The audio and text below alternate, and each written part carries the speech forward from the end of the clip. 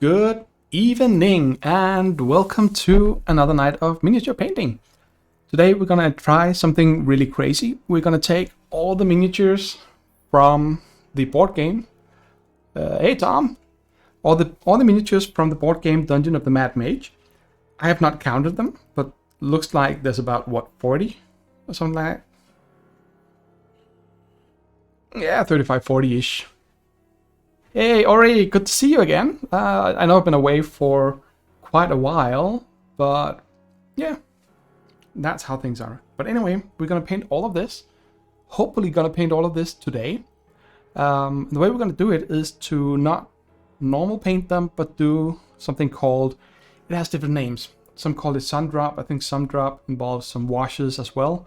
I'm basically just gonna dry brush all of it, one color for each model or type of model. We have a bunch of what they're called thugs. They have quite conveniently have names underneath. So we have 4 thugs. One of them is the leader. We're going to use the same color for that. We're going to try to keep it fairly consistent. I may do a little bit of details like metal on some of them, but all in all, we're just going to go full blown, go nuts, have fun. Get some money, get some paint on these things. I'm really curious about how it's going to look with these ones that you really can't see. Intellect Devourers, really small, almost no details, but that just means they're boring to paint anyway. Kind of look like a brain with 4 legs. Anyway, hello to Elto Mason and to Bill. Always good to see you, Bill. And for the rest of you, Elto Mason is someone I play Assassin's Creed with, the board game Assassin's Creed. So be nice, or you will, I don't know, get stabbed. Might happen. You know, assassins are like that. Tom is also here, that's so cool. Anyway, I say let's get started. I have no idea which one to start with. I mean, the larger models are probably gonna be more fun to watch. The smaller ones are gonna be tedious. Oh, there's also the 5 adventurers here in front. I may add a little bit more detail on those eventually. But for now, let's start with some ghosts. Because they're large, nicely large miniatures, and I have a pretty good idea of what color to place them. Paint them. I also have forgotten to speak because I've mostly been staying at home, not really talking to people for quite some time. Yes. Aren't they called ghosts? They're called shadows. I think of them as ghosts.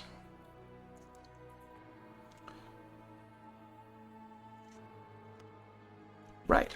So anyway, the game here is actually an official Dungeons and Dragons board game. Quite fun. And yeah, Ori, we're trying to paint all of it. To see how it goes, how far we get. It should be doable in a few hours. But yeah, no, we are painting all of them. But we're doing it by cheating. And also, these shadows are terrible at keeping the balance. Anyway. 3 of these, they're called shadows. You can't see crap. Yes, we're cheating by not actually painting them, but just dry brushing. So let's get some dry brushes. All my stuff has been put away. Now by now I have so many dry brushes. I have more than this, but who cares? Basically, the main one I use are these ones from the Army Painter.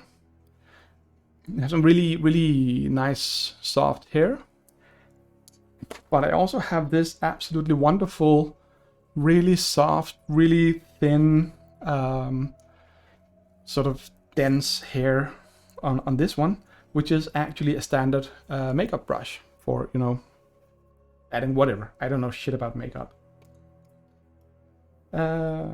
This is the smallest dry brush from the Army Painter set. But yeah, so this is us today. What will we do? Gray. Yeah, but already I actually checked the name underneath it is actually, let's see if it focus, Shadow. So there you go. But no, it's a good way of thinking.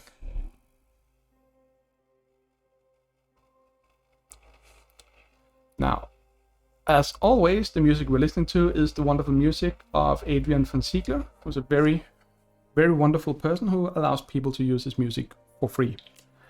I will just need one more thing, and we're ready to go.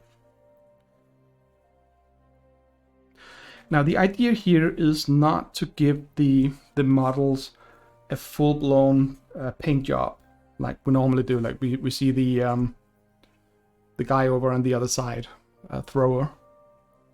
Hello, AJ. Good to see you as well. So, looks like the way to get viewers is to not stream for a long time, and then people actually run when I say I'm doing something. So, anyway. But the idea here is to just do one color per set of models. So basically all the shadows here are gonna get the same.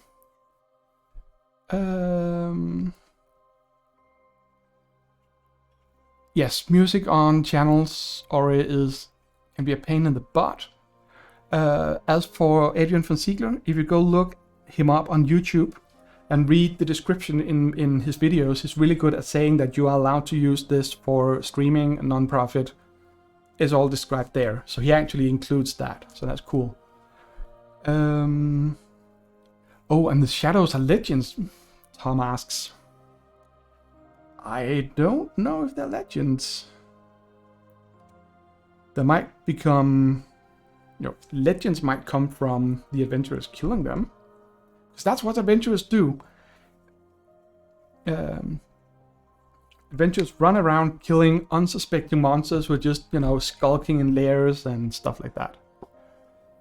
Yes, that should actually be in the description of this video. Let me just update. So I think that's actually a good thing to do. I have not done this in a really long time.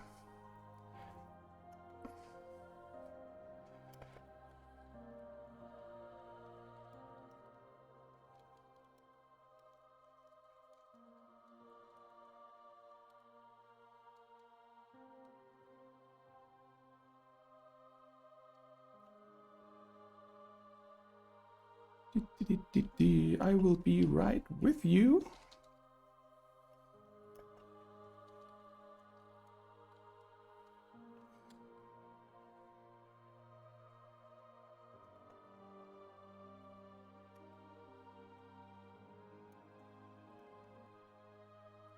Okay, I probably gave you all a little bit of extra music. That's fine.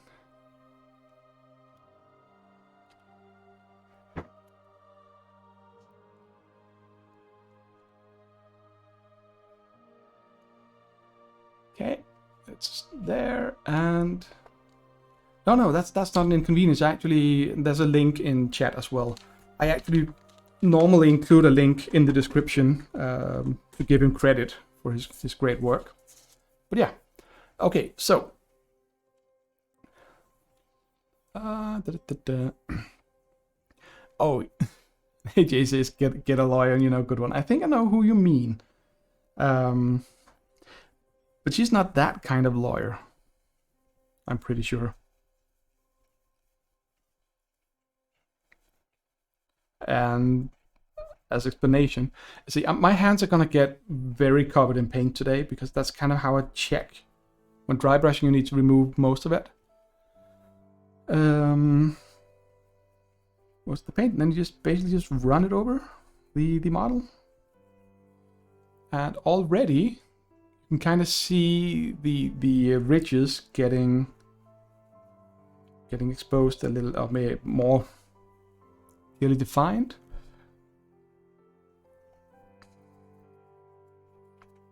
And that's basically what we want to do, because in that way we get the highlights and shadows really, really clearly defined on the model, which means that when they're standing on the tabletop, when we're playing the game, you can actually see the details from afar, which you can't. I mean, I don't have any of them unpainted clearly since I primed all of them earlier today.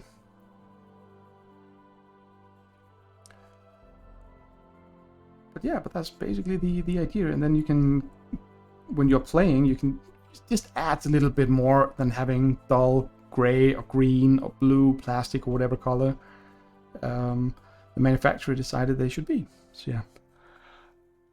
Oh, and AJ, I would love to be at a party with you and Brett and, well, the rest of the IPers, of course. But you and Bill, everyone, that would be so much fun. Oh, Ori, your toddler thinks the shadows here are scary. Well, then they're kind of doing the job. I guess they're supposed to be scary.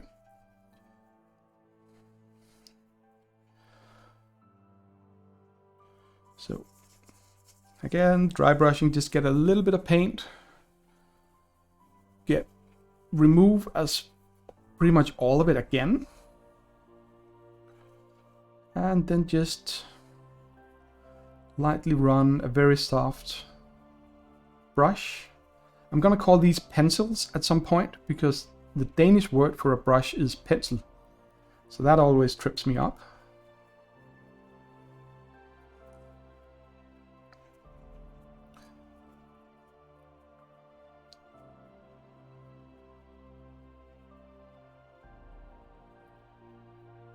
And now I have two reasons for wanting to do these models in this way. One of them is that it's been a while since I've finished a full board game and painted all the minis.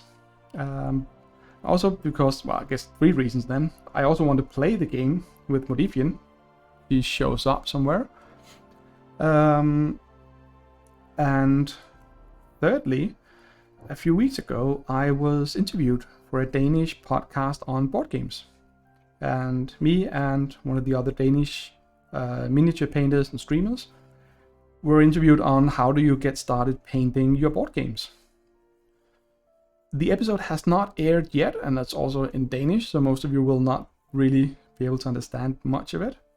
But I figured it would be a good thing to actually sort of follow up on the stuff I talked about there. You know, me claiming to know stuff about stuff. I don't know. But just do an entire board game in that way. But anyway, here we have the first one. Now, the lighting is a little off, but if I tilt them, you can hopefully quite clearly see the difference between the one on the right and the one on the left. And especially if you just turn them over, you can see how much it adds. And this is just a really quick dry brush. I'm a little rusty, so it's probably going to take longer than it should. But this is enough, and it's even more clear when you see them in real life. They really cannot stand up. Oh well, anyway. But basically that's all there is to it. You have this one here. Let's put him over here so you can gaze in wonder at the terrible paint job. He's gonna fall over any minute, and I'm not gonna pick him up. But there you can see it's a lot more clearly defined. Oh yeah, cool. Yeah, thanks for dropping by, Bill. Enjoy your errands. Have fun with them. I'm sure they're very necessary and good errands. Or, as some of us like to think of it, a quest. Yes, and Tom, I am definitely going to glue something heavy on it. To keep them down a little bit. But basically,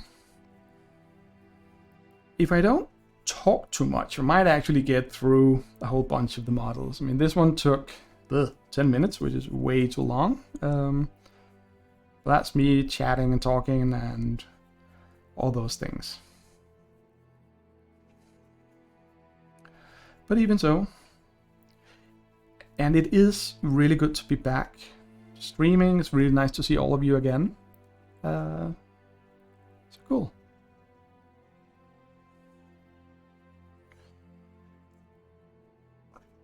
Now, one of the reasons I have not been streaming much lately is that a while ago, I decided to resign from the position I was in. It was not going in the direction I had hoped it would go. And this fall, in November, was actually the 20-year anniversary for me graduating from university. So that also kind of got me started on a few, what do I want to do with my life and what do I want to be when I grow up kind of thoughts. Nothing mid-crisy in any way, just kind of I've been doing this software development for about 20 years. And yeah, a lot of people left, but it's a company with about 300 people. So it's not really that surprising that a lot of people are leaving, but yeah. I mean, the details are what they are. In the end, it's just about me not really... I just didn't enjoy it there. I didn't wake up in the morning and feel motivated to go to work. So I decided to quit. And instead of rushing out to find something else, I've decided to take at least 6 months off to have more time for just things. I have a couple of projects I want to work on. One of them being a small game project. I used to work as a game developer, software developer, way back in the day. And I want to get back to a little bit of that feeling. And I don't want to but I don't want to work in the gaming industry as such, because it's a really, really hard industry to work in, and really caught up the gaming industry with deadlines and all those things. It's not a lot of money in computer game development, not usually at least, so there's that as well. And I just wanted to be able to do my own stuff in at my own pace. So I said, taking 6 months off to have more time to myself, time to do that, just paint more. The last 2 or 3 weeks I've been out playing a lot of disc golf. The weather has been absolutely wonderful for most of the past 2 weeks. Almost no rain, almost it's a little chill in the morning, but when the sun comes out, we're up to about 8 to 10 degrees centigrade, which is 40s Fahrenheit. So spring has almost reached us here, AJ. And yeah, you and Bill should go play disc golf. I've been looking for some videos of the course close to you. So there we have the next one. I'm gonna declare this one done. So yeah.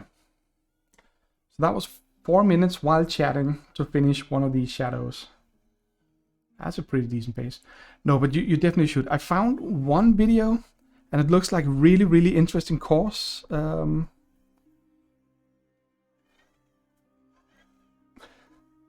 One, or was that one 1 minute down? Oh, if you can hear a child crying in the background, it's from outside. It's not the cats, and it's not me keeping other people's children hostage or anything like that. You all know me well enough to know that if I did do that, I would be clever enough to not let them be heard on the live stream.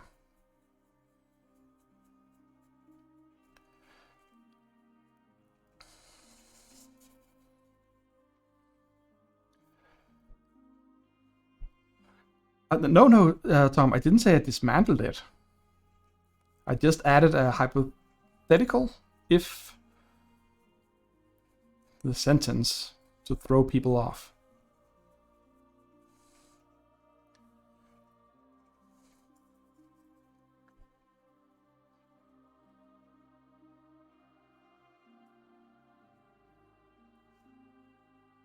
So what have you guys been up to lately?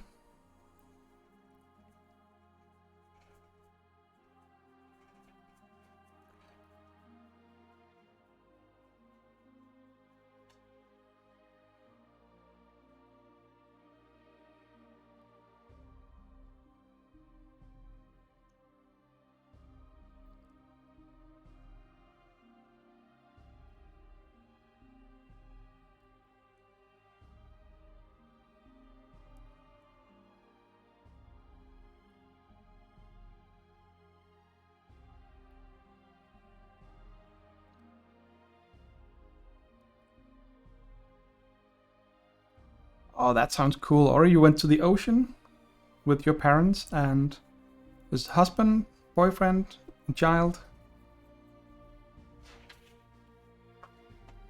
Welcome. Oh no, Tom. Sorry to hear you finally caught it. I hope it was not a rough time you had.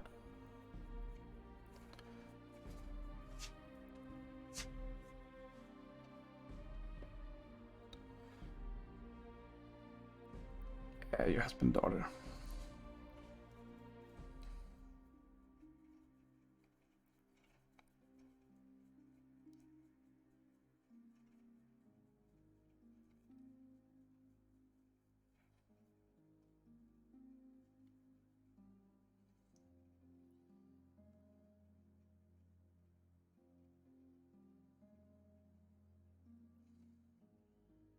So almost done with this one.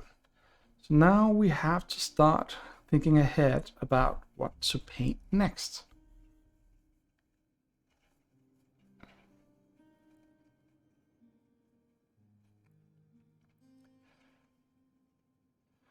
Ooh, congrats AJ on getting a month off.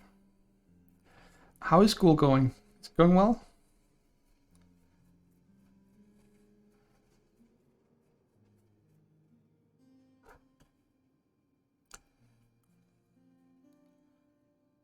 If I'm there, is this week? Oh no. So you're done with COVID now, Tom, or what?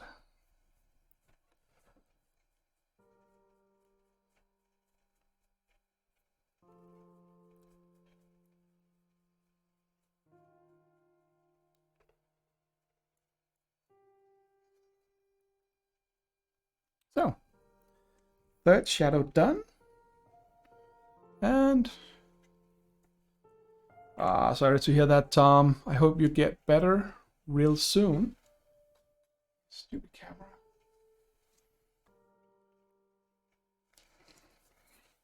I mean, you saw them before, where you couldn't see any kind of details on them. So the fact that you can actually see anything now means it works. Once I'm done and off stream, I will give all of them some varnish to keep them safe while we're playing. It's always a good idea. So yeah.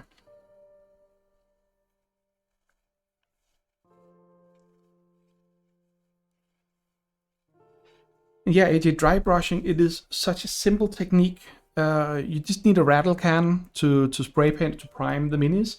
And then you need, I'm literally using like a $2 makeup brush for this. And then you need color. And you can just stick to, I wouldn't go full on white, but maybe a lighter gray than the one I used here. Just do all of that. Why is it touching your spooters with brushes? That's terrible. That's not good for the brushes or the other spiders. So next up, I think we're gonna go for this dude here. That's one of the bosses. It's called Trobriand, whatever. But it basically looks like some kind of mech warrior power armor suit shooting flames. So we're gonna go metal. Gonna go old school metal on this one. Actually, we're gonna go gun then. Oh, he's starting to picking up the spiders. Okay. AJ, if he goes starts playing with spiders, make sure his will is okay.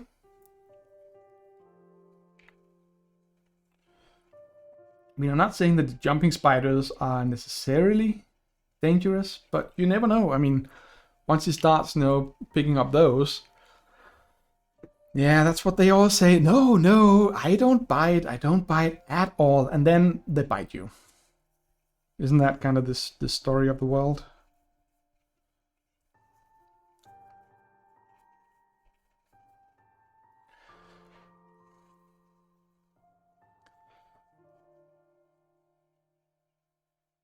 So you hold them as well. I thought you weren't too happy with the spiders.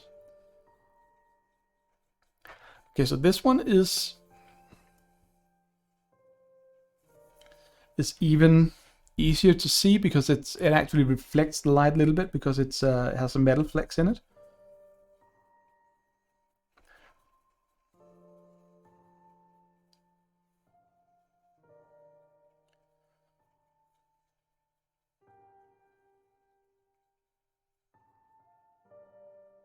Okay, so AJ, if you felt the dry brush did a lot for the shadows, wait to see this dude here because he's got the power armor, sort of layered armor plates, which really excuse me, really show up once you start hitting with a metal paint.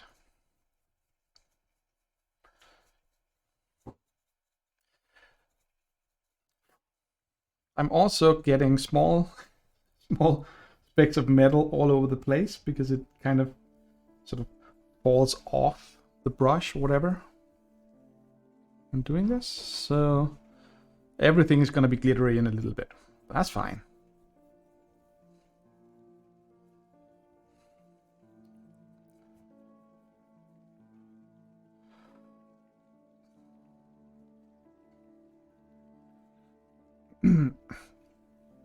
Oh yeah, you're watching Batman tonight, right?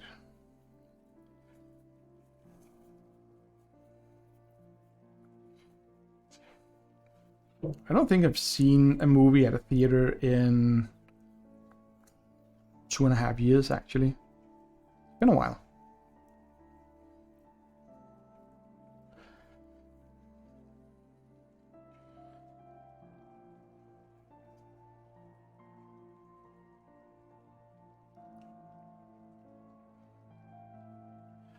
Wait, AJ, you're kidding me. Leland approves of something? That makes no sense.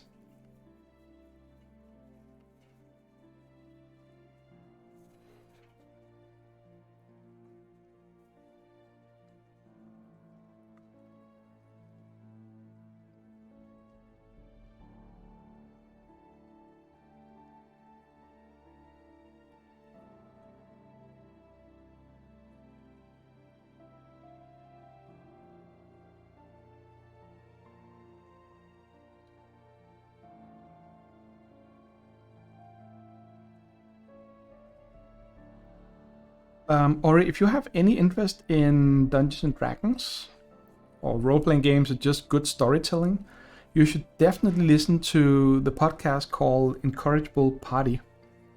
AJ can give me an exclamation mark RP in chat. Should be a link to you guys. It is basically AJ and Bill and the others recording the game sessions, editing it. Yeah, super professional. But really good storytelling. And it's some of the people you'll see here in chat are actually playing in this and making this podcast. And there you'll also find Leland, who is the game master. I should probably say dungeon master, because it's Dungeons and Dragons. But I am used to playing so many different systems that I just go with the generic game master.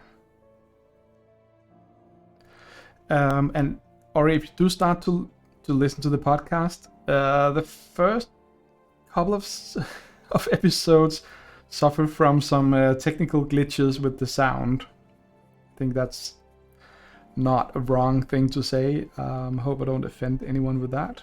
But you can jump into one of the latest seasons. They have really nice recaps. But anyway, take a look at this guy. This actually really shows what I mean about the dry brushing, just bringing the details of the miniature to life. Now for the what's called fireball, whatever thing is, we're gonna go down a little bit to a smaller dry brush, this one, and we're gonna make it orangey.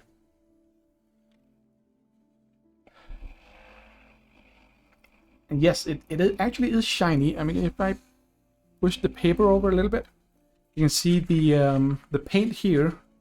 That's the one I used on him. See how much it actually reflects because of the metal, small pieces of metal that's in the paint. So, orange first. Now this is going to be really, really subtle because I don't want it to turn into sort of an orangey blob.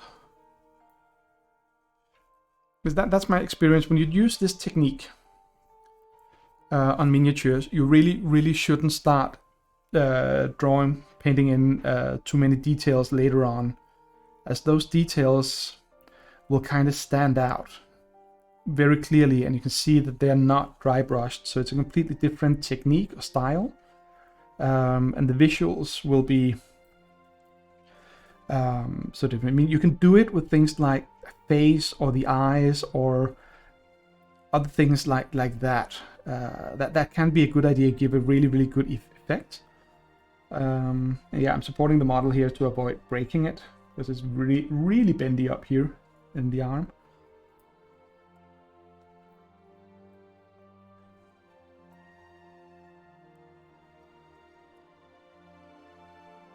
Yeah, bronze. Bronze could look well. I have a bronze somewhere. And you can do, for instance, with a guy like this is one of the bosses in the game. So that means that I wouldn't mind maybe spending a few more minutes, a little more time on him. So I could make some of his armor bronze to make it look like he's been, hiding around in a dungeon for a long time, and it's a little rusty, physically rusty, not like my mental skills are rusty.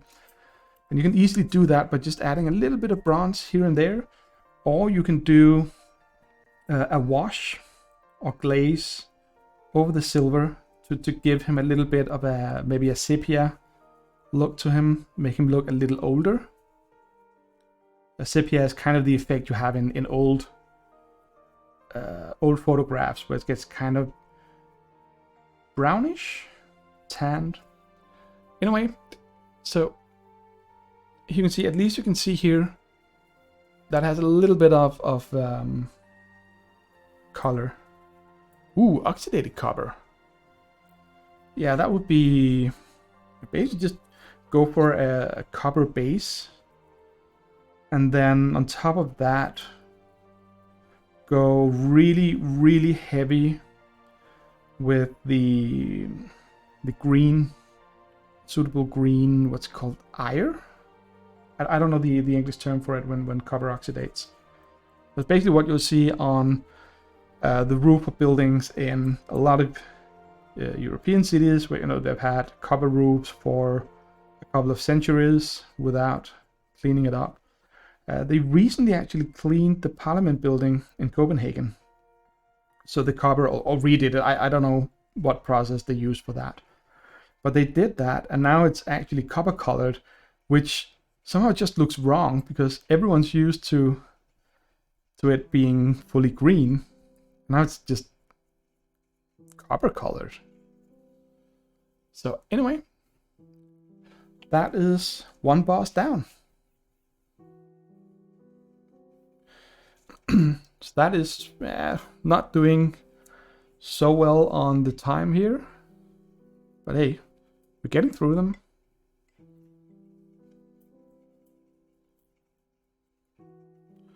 And some of the other ones we get are a lot smaller. Robot guy done. Okay, let's get these annoying little, about to say mind benders, but they're not. Intellect devourers. Let's get those out of the way. And what do we want to do for that? I don't have a good pink, but I do have some purpley ones.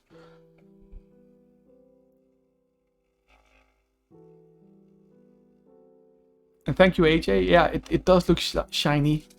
And it's just such a simple way. I mean, if I wasn't chatting, reading chat and all that, you can, I think it actually is realistic to do a game like this in about 2 to 3 hours. On top of that, I spend, 15 minutes rinsing and washing them in soap water last night. And I'm gonna use this one. And then maybe for half an hour, 45 minutes, prepping and priming them. And what takes the most time, okay, my cats are tearing up the place downstairs. That's probably gonna be fun. They're not knocking things over, so should be good, but definitely doing something. No, but about 45 minutes. I mean, what usually takes the longest with that is actually just to use some what's called white tack, blue tack kind of thing to mount them on pieces of cardboard and getting them ready to actually prime them, and just prime them. The rattle can. If you do prime with a rattle can, you're gonna give all the usual disclaimers here. I mean, make sure you do it outside on a well-ventilated area, stuff like that. You don't want to be inhaling those fumes. They are toxic, they are smelly. I don't think they're toxic as such, but I mean, there's small particles, dust, paint dust and stuff like that. It's not what you want to inhale. Let's just leave it at that. That's for sure. So go outside, and when you go outside, it's a pain to do in winter because it can't be too cold, it can't be too warm, it can't be too humid, it can't be too dry. But we had perfect weather for it today, about 8-10 degrees C. It's a little on the cold side, but not too cold if you work quickly. And yeah, I'll also give some props to Vallejo, I think they're pronounced, for doing a really good primer. The black primer I've used, it gives a really smooth surface on these miniatures. And the pigments are really small, which is wonderful because it actually means that they don't get into all the details of the models. And if you look at something like this base here, see if you can catch the light, you see how even the coat is. And that is really something I love about their paints.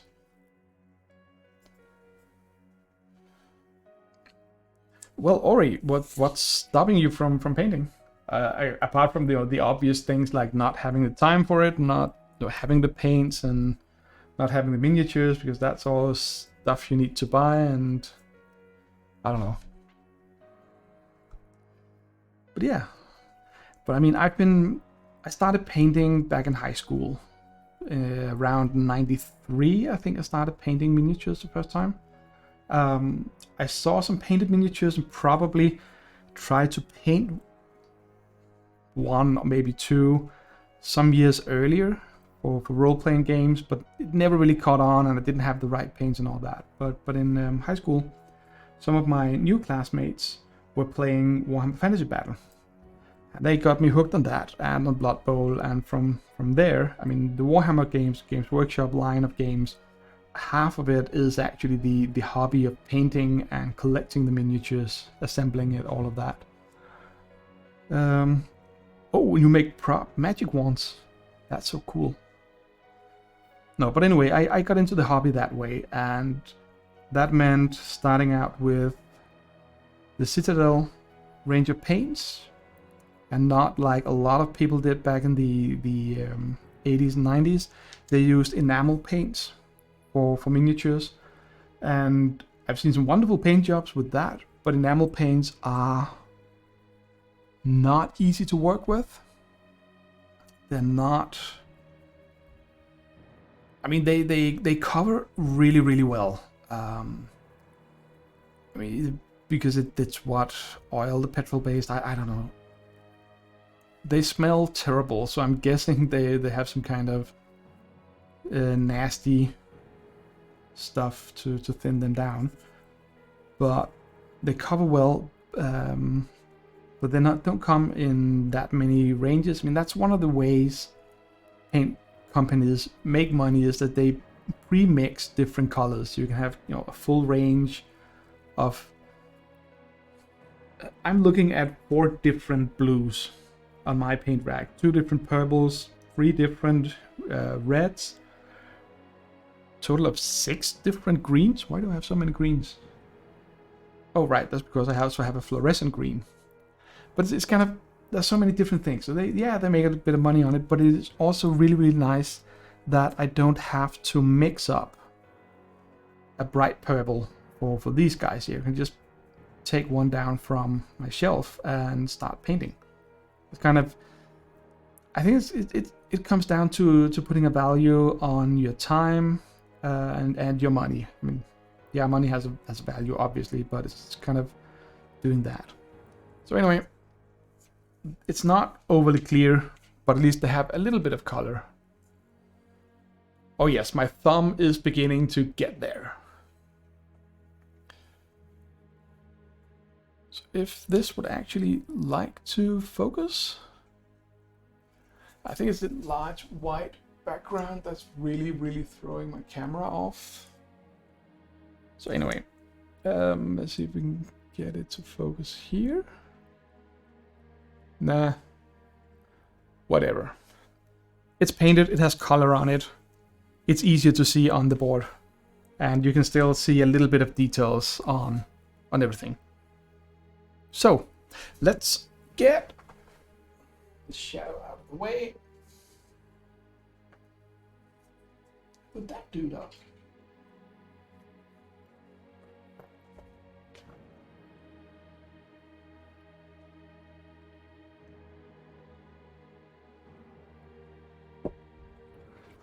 So next up, we're gonna, I think I'm just gonna go with all the small models first. Now this one is, I'm actually gonna use 2 different colors because these are flying swords, and I'm gonna do, they're kind of on some kind of airwave or something like that. But I'm basically gonna go for the gray again with those, just to give it kind of a base that they're standing on. Probably also need to wash out this one. It's got a lot of purple left in it.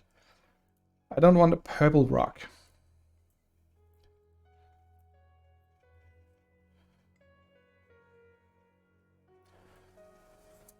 Hey Modifian! Did you see what I'm painting? Modifian is actually the person I played this game with in the past, and hopefully will be playing with again soon.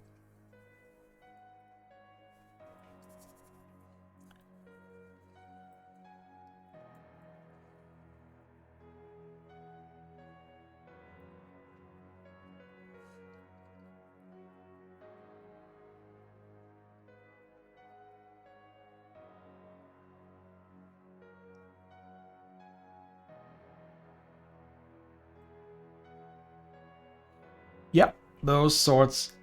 We had a bit of a problem with them. I don't know if you saw it, Modifian, but I just got through the intellect devourers just before.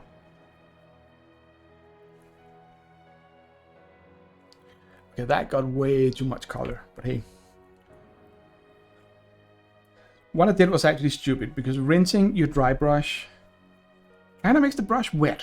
And when the brushes have this many fine small hairs in them, it takes a really long time for them to fully dry, which means that you don't really dry brush.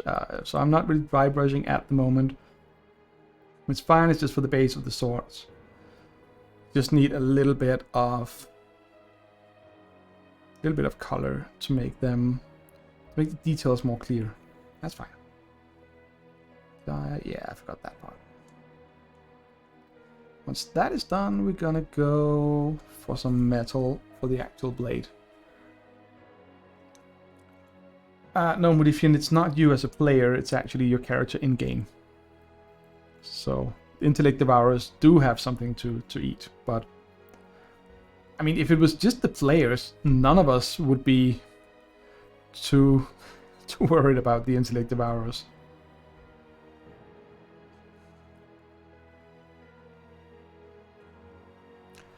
Oh, I should also point out that I currently have the pleasure of playing in a D&D campaign where Modifian is the DM. It's the, what's called the Wild Beyond the Witchlight. I think it's your full name. It's basically one of the official campaigns from D&D, from Wizards.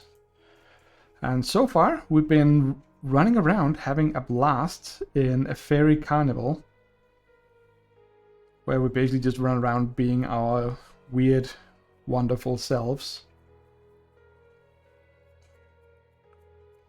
It was great fun.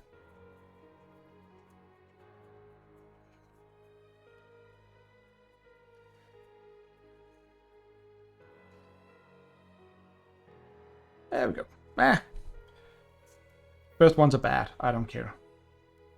Let's slap on some metallics. Yeah, see, Ori, I'm almost running out of room on my thumb, so I have to switch to the next finger. And yes, I have gotten interesting comments from people at work when I've shown up and not really, bothered to fully clean my hands after a painting night.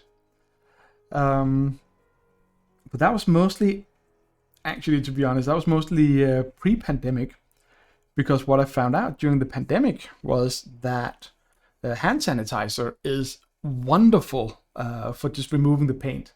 And yeah, nitrile gloves. I actually use gloves, AJ, when I'm priming or airbrushing, especially when I'm priming, because that is a different kind of paint, and there's all the, yeah, it's just nasty. I think it's worse than the acrylics. Plus, it's a lot more difficult to wash off. However, these ones here just use hand sanitizer. That's the tip of the day. Hand sanitizer will literally eat away acrylic paints in like 2 seconds. And then it's just gone. I mean, soap will do the trick as well. But the hand sanitizer, which you should be using anyway, so easy. So, there we go. 3 flying swords. Let's put them up here. Not the best ones, they fumble a little bit of it. But hopefully, at least they have some color and you can see the texture a little bit better. Wow, you remove pine tree sap, AJ, with hand sanitizer.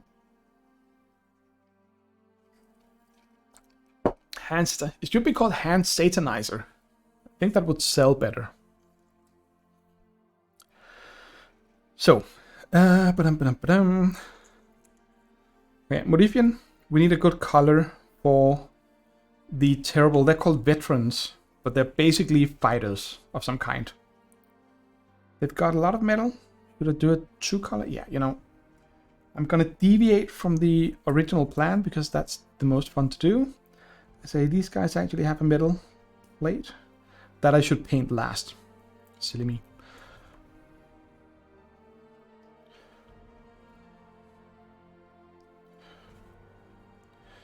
So what color would a bunch of veterans have? Brownie? Brown? Green cloaks? Do I have anything that needs to be green? I have some hags. Let's just go for brown. No one ever used orange, you say. Yeah, well, I actually used orange on the one that's spinning, on the balls, fireballs going out. But yeah, but I think actually for that, I'm gonna start with a little bit of white to make the orange come through a lot better. And if you can hear some kind of buzzing noise, that is my my shaker for the paints. Sorry about that, but it's gives a better result.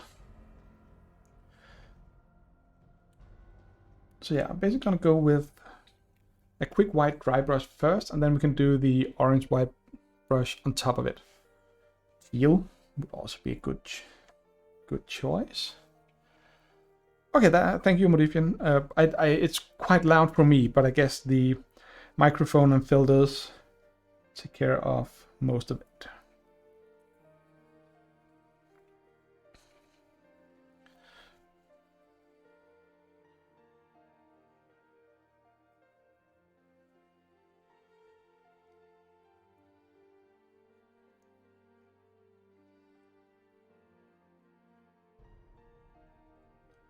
Okay, so doing this in white, and this is also why I prefer to not really use white for this technique. It really quickly becomes really visible, and it tends to give a little bit too high contrast for me. I mean, you look at this, kind of like chalk. Hey. I see a lot of things going on in chat. I will get right with you.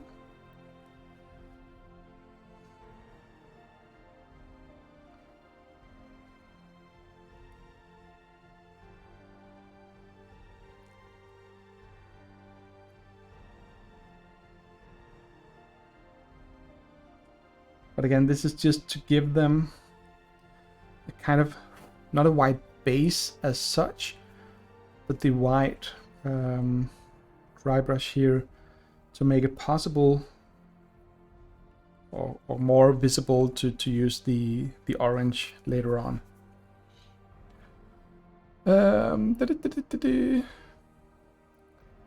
Oh, you're helping out with the microphone settings. Yeah, this, one of the players in our group, I am literally stumped about what it is, but every time she moves around, her microphone just picks it up instantly.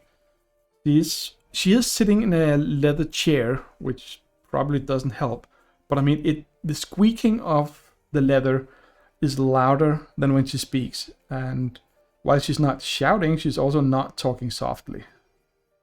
There's just some really weird stuff going on there. So yeah. I've been wondering if it actually picks up from the wrong microphone and doesn't use her headset, but the laptop. So maybe all the noises from the desk and everything just gets smacked straight up to the laptop and to the microphone. But even so, laptop microphones these days are good enough that it shouldn't happen, I guess. But anyway, thank you for giving her a hand with it.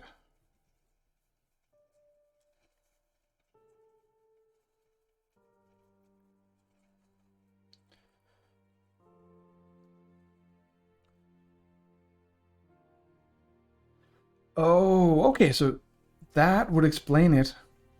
But it just confuses me because there's a small thingy right around her chin on the headset. I thought that was the microphone, but well, if it doesn't have one, it doesn't have one.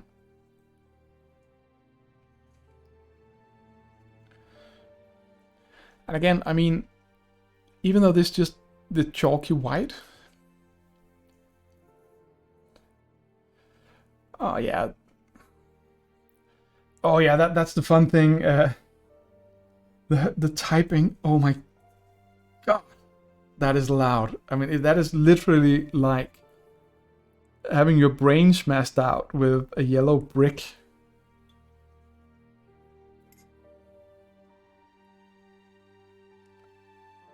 Which is kind of a problem because she uses her computer to take notes on, which is cool because I love it when people take notes in game sessions.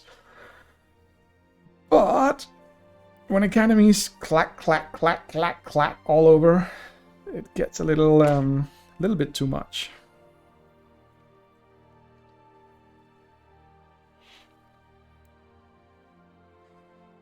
Well, I mean, note-taking is different from person to person, AJ. I like to take the notes, just usually really just not even bullet point style notes, but just names of characters and stuff like that. Which reminds me, Modifian, I need to refresh on a lot of the names because I didn't get them. I have kind of a hearing thing, so if more than one person speaks at the same time, I have a really hard time figuring out what's being said. And since The Witchlight is a fun campaign where people laugh a lot, I missed a lot of the names that you said, mentioned last time. So I may bug you for that at some point. Okay, so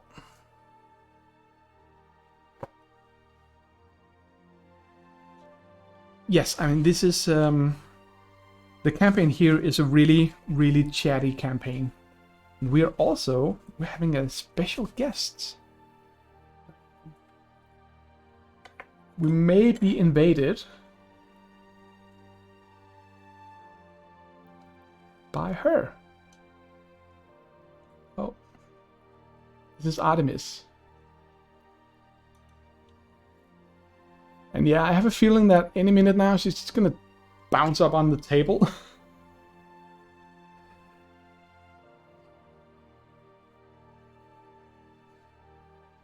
Yep, there she comes. Hello. Try to make some room so she can. She's really, really good at not stepping at things and not knocking things over. As long as she's not spooked. So I'm just gonna make a little room for her. So come here. Come here. Yes, getting raided by a cat. That's wonderful. Nope. She didn't want to play today. That's fine.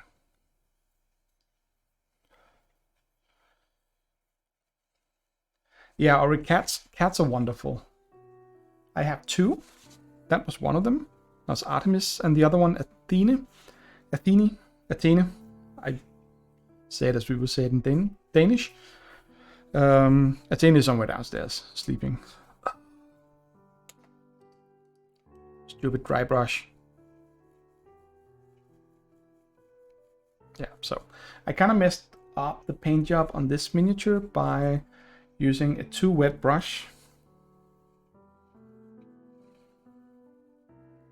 So we're just gonna see if we can switch to another brush, and hopefully it won't be too bad. I mean, there are of course ways of fixing this. I could give it a black wash or something like that, or just ignore it and say, fuck it, it's tabletop ready. Tabletop standard. And if I do play with this anytime soon, it's going to be Modifian. I'm just going to blame it on her for being all chatty and distracting me with all her wonderfulness. Yeah. Does that seem like a plan?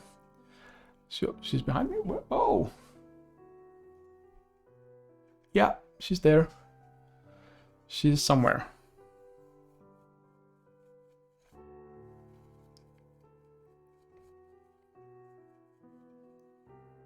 See, what I did was, because I used a wet brush, I kind of smeared the paint all over instead of just hitting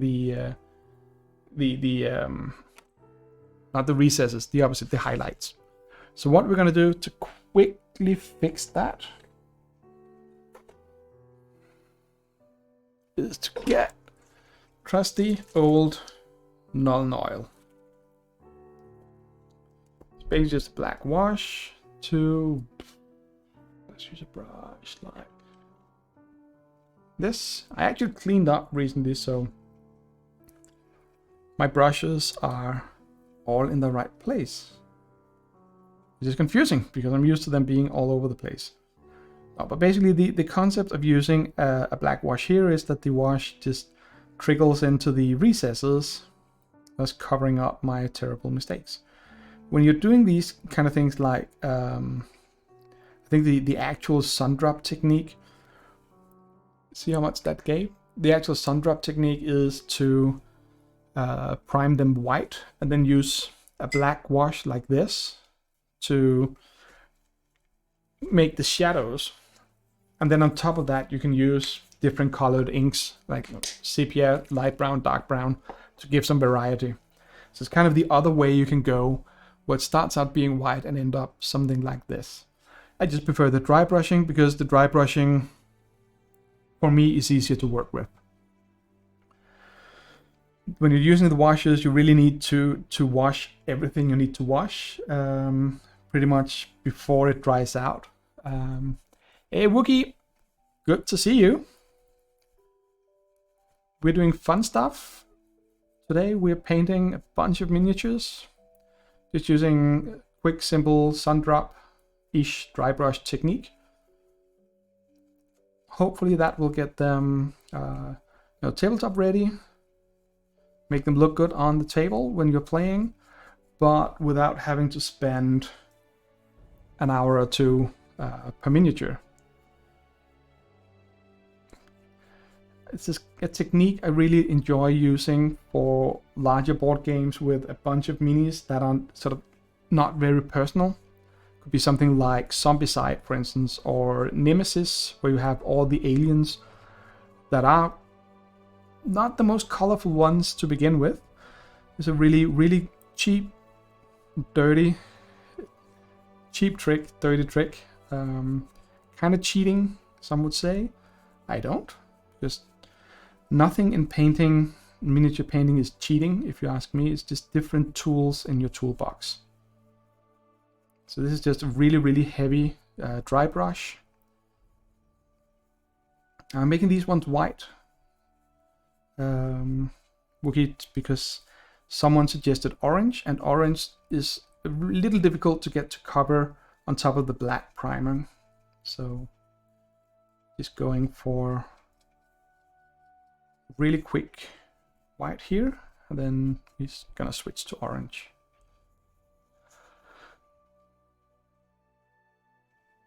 Awakened Realms trademark right there. What's that? I missed something again. See, that's the other thing about washes. You can see it hasn't fully dried out yet. Modifian is not... Oh, but Modifian, I would much rather play the game with you than sit around painting the miniatures and then never get to play with you. Was that a good enough catch? See you, AJ. Have fun. Whatever you're doing, wherever you're doing it.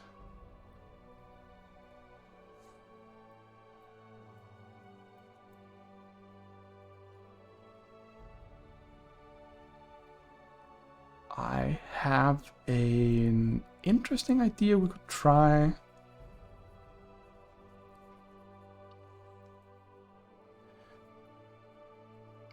So, orange cloak.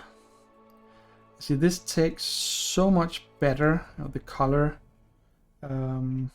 It's really yellow, though, I have to admit.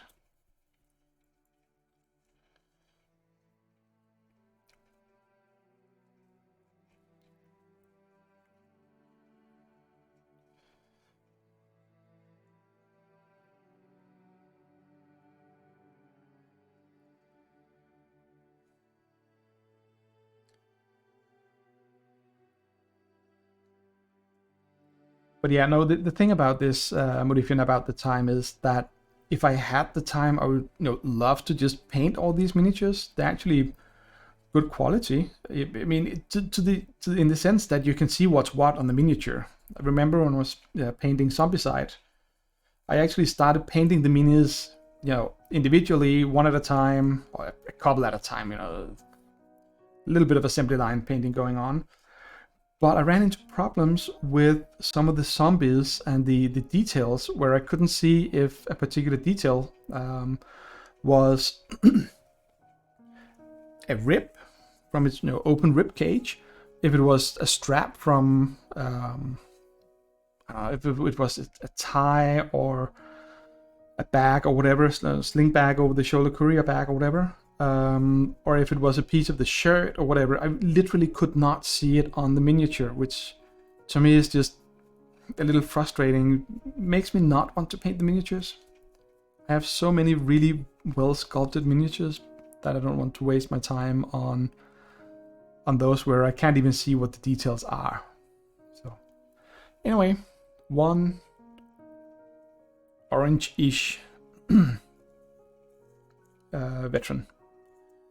This one still not dry.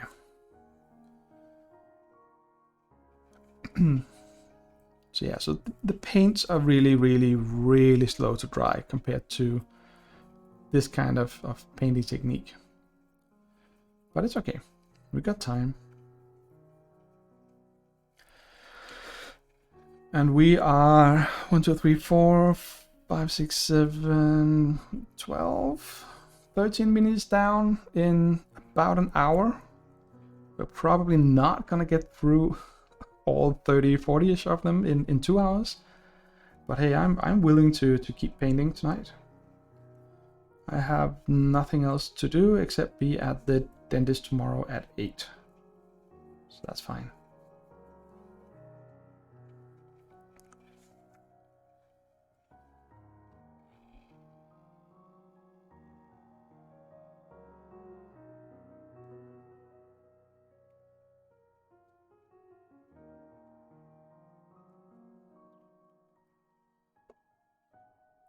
Yeah, Wookie, it's, called Dungeons and Dragons Waterdeep: Dungeon of the Mad Mage. I think that's the full official title. It's from WizKids. And it's basically a dungeon crawler. And the times I've played it made me think that it's actually a good one at that. It doesn't try to be more. It has the... I'm not going to call it the role-playing aspect, but it does have, you know, levels, it has items, those kind of things you expect from these games. It had a really simple, I was about to say interface, a simple rule set. So you can actually get started really quickly. But the rooms are drawn randomly. So I guess it's would be, you know, a little dull eventually, but there is a campaign going on, so you'll progress through different bosses and levels, and the difficulty will change from mission to mission. So you actually have more than just a random dungeon to run into, although you can also play it like that. So that was kind of interesting because it has a little bit of story to it that is enough to keep it interesting, but not enough to bog you down with a bunch of reading and so on. And don't get me wrong, I like doing that. I love playing role-playing games for the immersion and all that. But sometimes it's also just fun to have a quick dungeon crawler. A bit like how we played role-playing games like Dungeons and Dragons back in the 80s, where we would literally just run around killing monsters, getting treasure, and leaving the dungeon again. I think they capture that really well. And you don't need a full-blown RPG system to play those kind of games. You just need something with levels, progression, different monsters, stat blocks, items, spells, stuff like that. So if you haven't played them, Wookie, I would recommend at least trying them out. Unless, of course, it's if you know it's not you, then it's not you. Then no worries about that. But and yes, Modifian say you collect the power-ups and then you get better. And compared to something like Zombicide, where you lose all your items and levels at the end of each mission, I think the D&D games hold up a little better. Because I found it weird in Zombicide. I have the third installment of it called Rue Morgue. Well named, by the way. But it's a series of missions that actually fit together to create a storyline. So I kind of think it's weird that they're running over to this place, pick up all of these things, and then they go here, jump into a helicopter and fly over there and land and lose all their items and all the skills they've gained and start from scratch. I like when you have a campaign, continued story, and consistency or persistency. Consistency is also good, but persistency in the sense that you get to keep your items, you get to keep your power-ups. When you gain a level, you gain that level and you keep it. You have new skills, you have new spells, all of those things. I mean, that's for me is fun to play if you're playing these kind of games where there is a narrative and there is a story.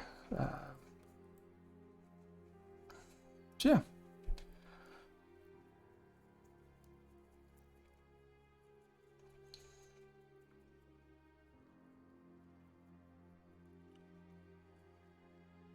And if you just wait until you see these in real life, you'll notice how terrible they actually look.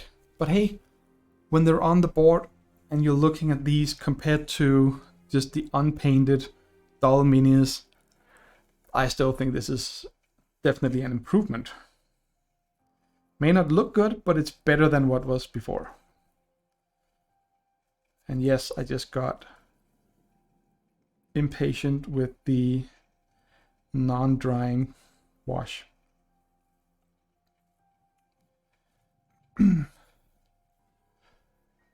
Oh, thank you, Ori.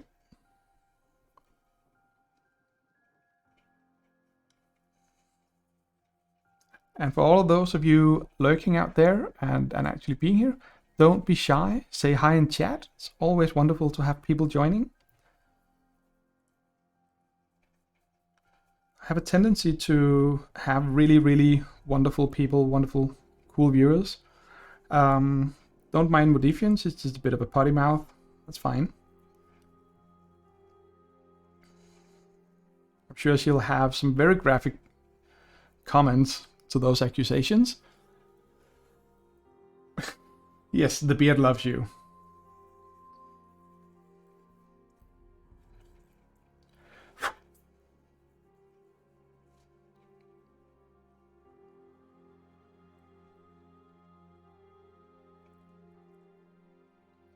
Oh, Modifian is nice. She's a very nice and wonderful person that I got to know through, what, NaNoWriMo? Some 12 years ago, I think. NaNoWriMo being a writing project where the goal is to write a book in a month.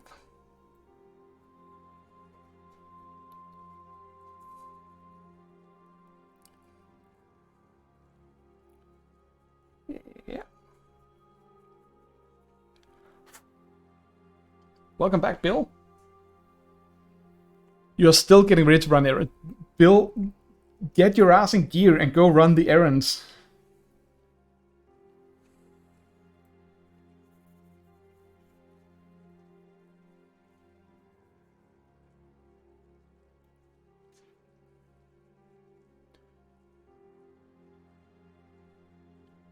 Preparation is key. Yeah, well,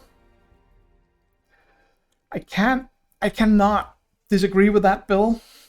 I cannot, but sometimes you just have to sally forth, go out into the world, and make shit happen. You know? Okay, so next up, quick bit of... it's gonna be way too orange.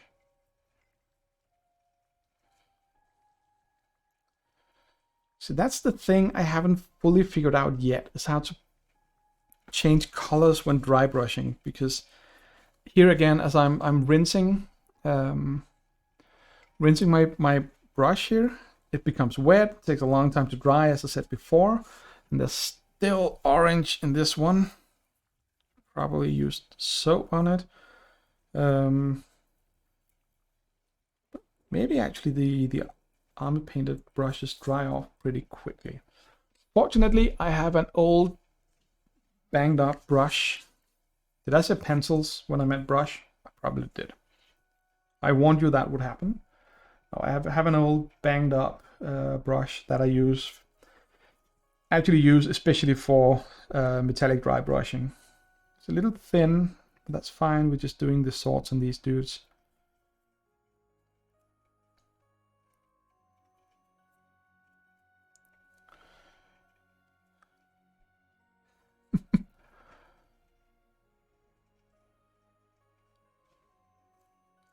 Oh, Wookie, thank you for including, Modifian.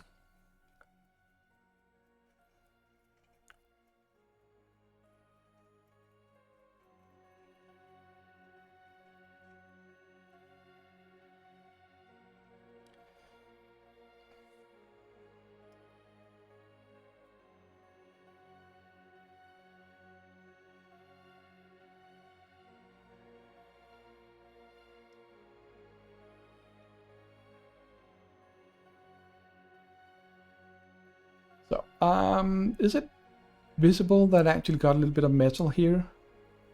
Yeah. Oh, thanks for the lurk, Ori. Enjoy the real world. Oh, but Bill, you were prepping. You were prepping for your important errands.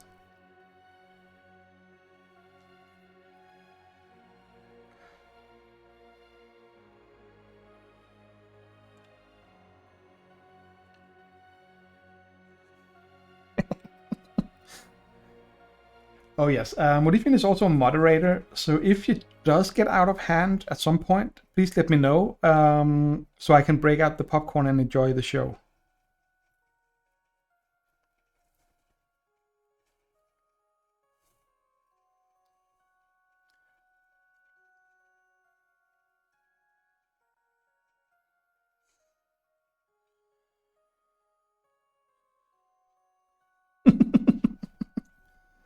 Uh-oh.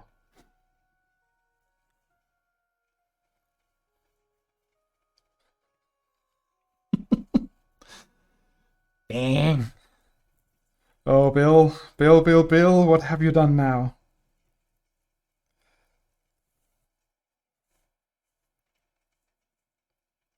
That is what you get for drawing attention to yourself. Was that one? That was one that's done. Done. Not done. Now, dry brushing does take its toll on brushes, which is why people either use the specific dry brushes that are a little sturdier.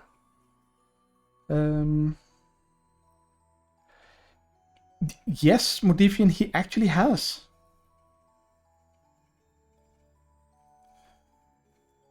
But I have yet to have the pleasure of having Bill DM for me. So, Bill, here's a small reminder that I would love to play with you as a DM. Because when you did your piece for the one shot for the IP podcast, you did really, really, really well. It's your first time DMing, and you pretty much got all of it nailed. Yeah, I know I had some comments, but I always have comments. I mean, I was kind of brought up to be a perfectionist, and I'm trying to fix that, which is hard. But it does have the good thing that you notice a lot of things that can be improved, you know, room for improvement, things that can be done better, and it's just filtering out those things I have a hard time doing. But I would prefer seeing them than not seeing them. That way you always get better, you always improve.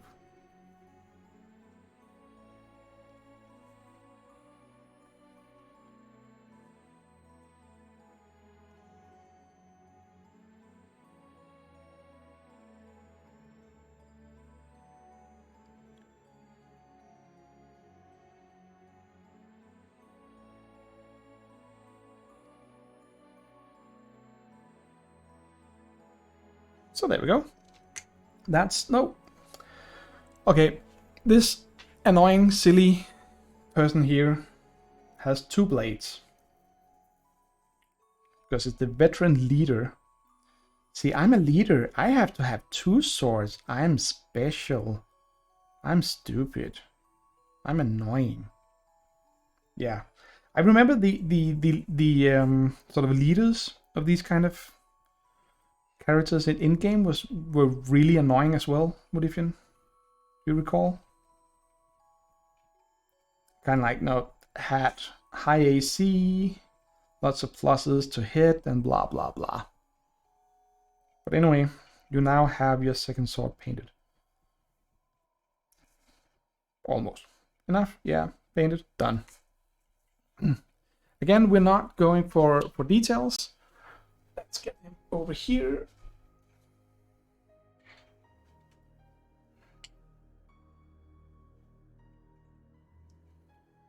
Let's put in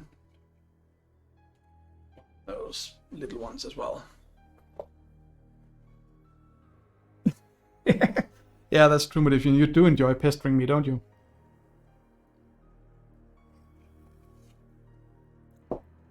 The frogs. Let's go for the frogs next then. Or the grunk. Grunk. Grung. It's almost grunge. Okay, Bill. Time to embark. Enjoy. Have fun out in the real world. Go do stuff. These are frogs. They should be green. They should be goblin green. Except that this is a shitty color. Yeah, the grung. What else? What else? What else? Yeah, DMing is near the top of Bill's to-do list. Good.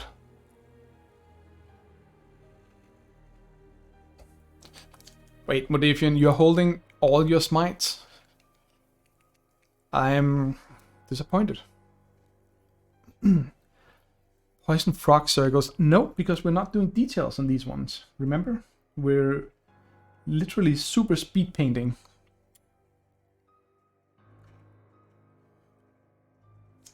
Okay, so here's just set an example for why sometimes I get annoyed with my paints. These two green blobs come straight out of the same bottle. And as you can see, one of them is sort of pretty green and the other is slightly more sort of dirtyish green.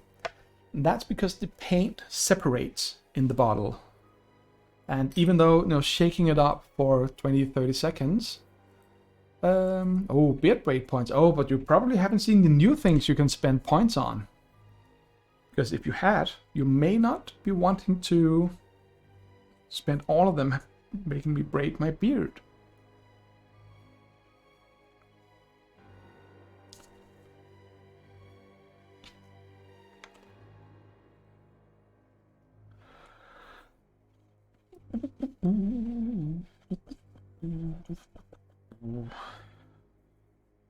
So, green grungs. Does this even take on the... Oh yeah, it does.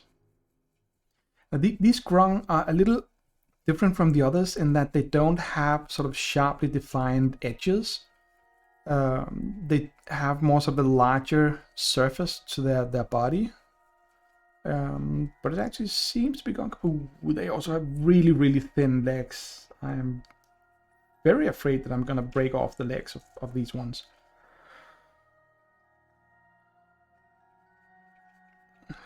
If only I had a 3D printer so I could print alternate models in case I break them. Oh wait, I do have a 3D printer. I've also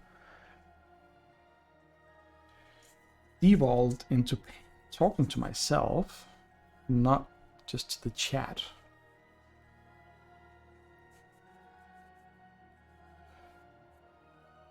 I do mandatory trainings for work. Says Wookie, your stream is the only thing keeping me from ripping my own fingernails off in order to know I'm still alive. Oh shoot. Damn. Is it the corporate kind of training like what I was exposed to at a job where we had to go through some kind of cybersecurity course? And the first thing that struck me about it was that you get this questionnaire and they start out with, you received this email. Do you click it? I kind of go, no, I don't click it. Because clicking it would be stupid, absolutely stupid, and so on. Unfortunately, the entire course was built around you clicking on the email and them telling you, oh no, you did a stupid thing. And I just kind of went, but I'm not going to click it. Eventually I did because it's mandatory training. I had to get a check mark. But still, it's kind of just... Don't do that, because some people actually know a little bit about what they're doing. So they're not gonna click your obvious bait. So, dude, it's a green frog. Ah, but Modifian, have you seen the spinning mini changer you can do?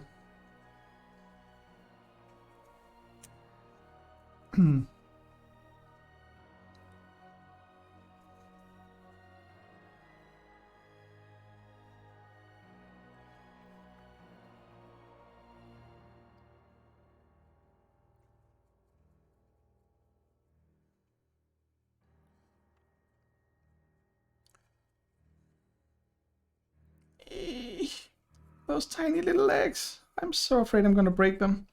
I mean, even though the dry brushing technique, you just use light strokes across the mini, you do still have some friction, because it's still a brush, still being pulled over the miniature, and every time it just bends just a little bit in the legs, and they're so thin. I mean, look at them.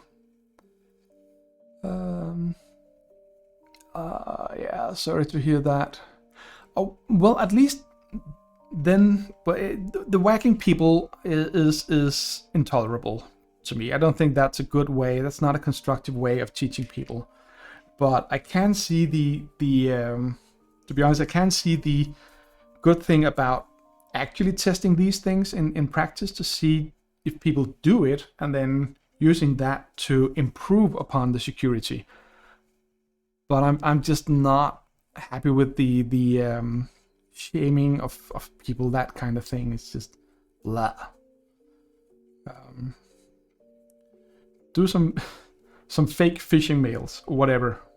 That's a good idea to test what are our vulnerabilities in the company, but don't use it to harass people or punish them or anything like that. I mean, we all make mistakes from time to time, and people should learn from their mistakes, and they should be in a safe environment as well, where if they do make a mistake, it would be so much better if they just on their own account walked up to their boss and say, "Hey boss, I think it's screwed up. I think I clicked a mail I shouldn't have clicked on." But if they are used to being told off or threatened or whatever, they're gonna try and hide it. They're gonna try to pretend it didn't happen, and then you're not gonna hear about all the mistakes. Which reminds me of, and also where I got some of the inspiration for this rant, was a book I read about how the commercial what's it called, airline industry, aviation industry, I don't know, overcome the very large number of terrible accidents, and accident is not even a strong enough word for it. Some of the terrible plane crashes that happened in the 60s and 70s, and actually also all the way up in the 80s. A lot of them that they turned out was not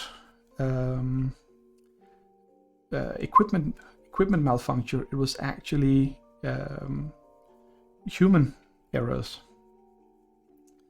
And they put in a lot of effort to try and identify these things and actually create an environment where, for instance, the co-pilot could actually say no to the pilot. There was a power structure there that didn't work, and they know this because in some of the black boxes they found, I can't remember which specific airplanes it was. I think the book is called Confronting Mistakes, so you can go look it up, or you can just look up the stories themselves. But in one of them, I think the general kind of storyline goes that the plane is about to run out of gas. They don't have enough to get to where they're headed, and the co-pilot or flight engineer, one of the non-full pilot, whatever, probably the co-pilot is a full pilot, of course, but not the actual pilot, tried to tell the pilot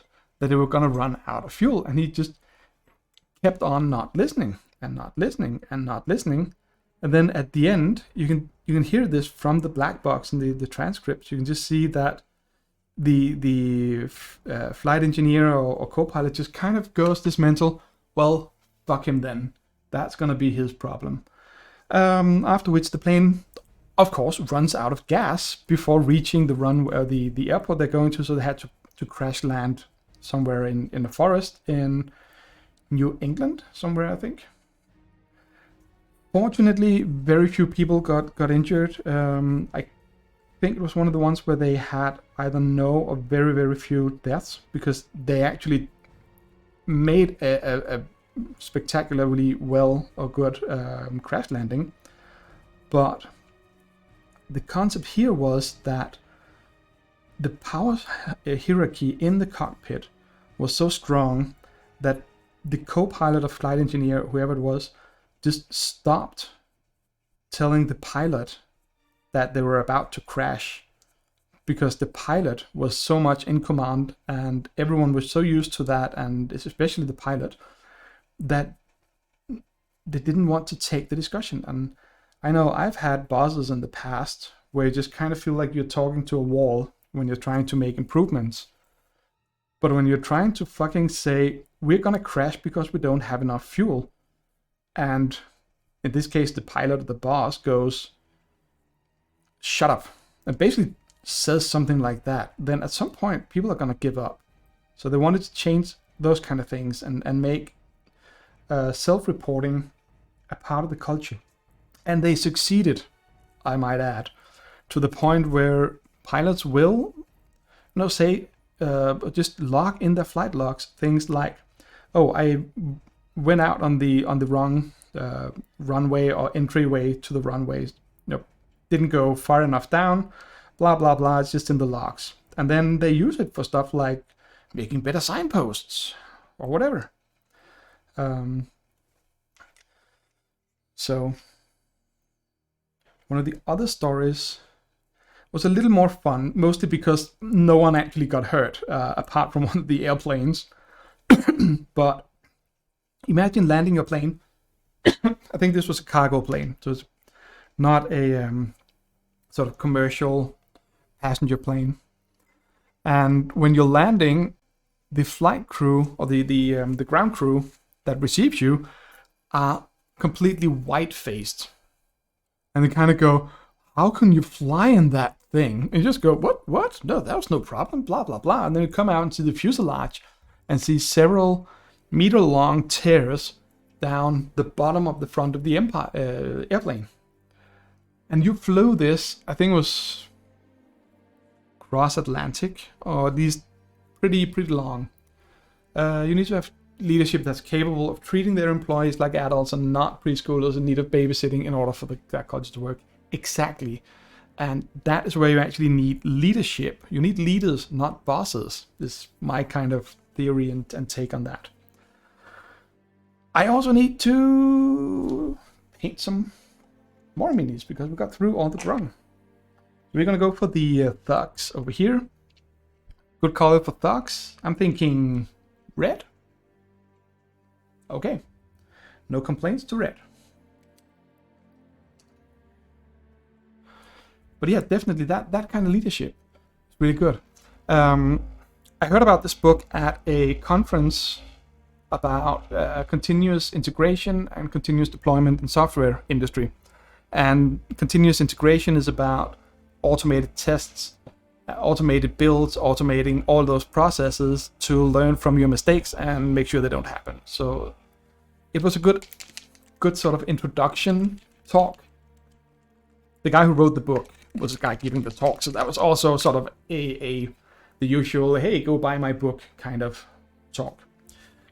Yes, these paint bottles never get messy. But anyway,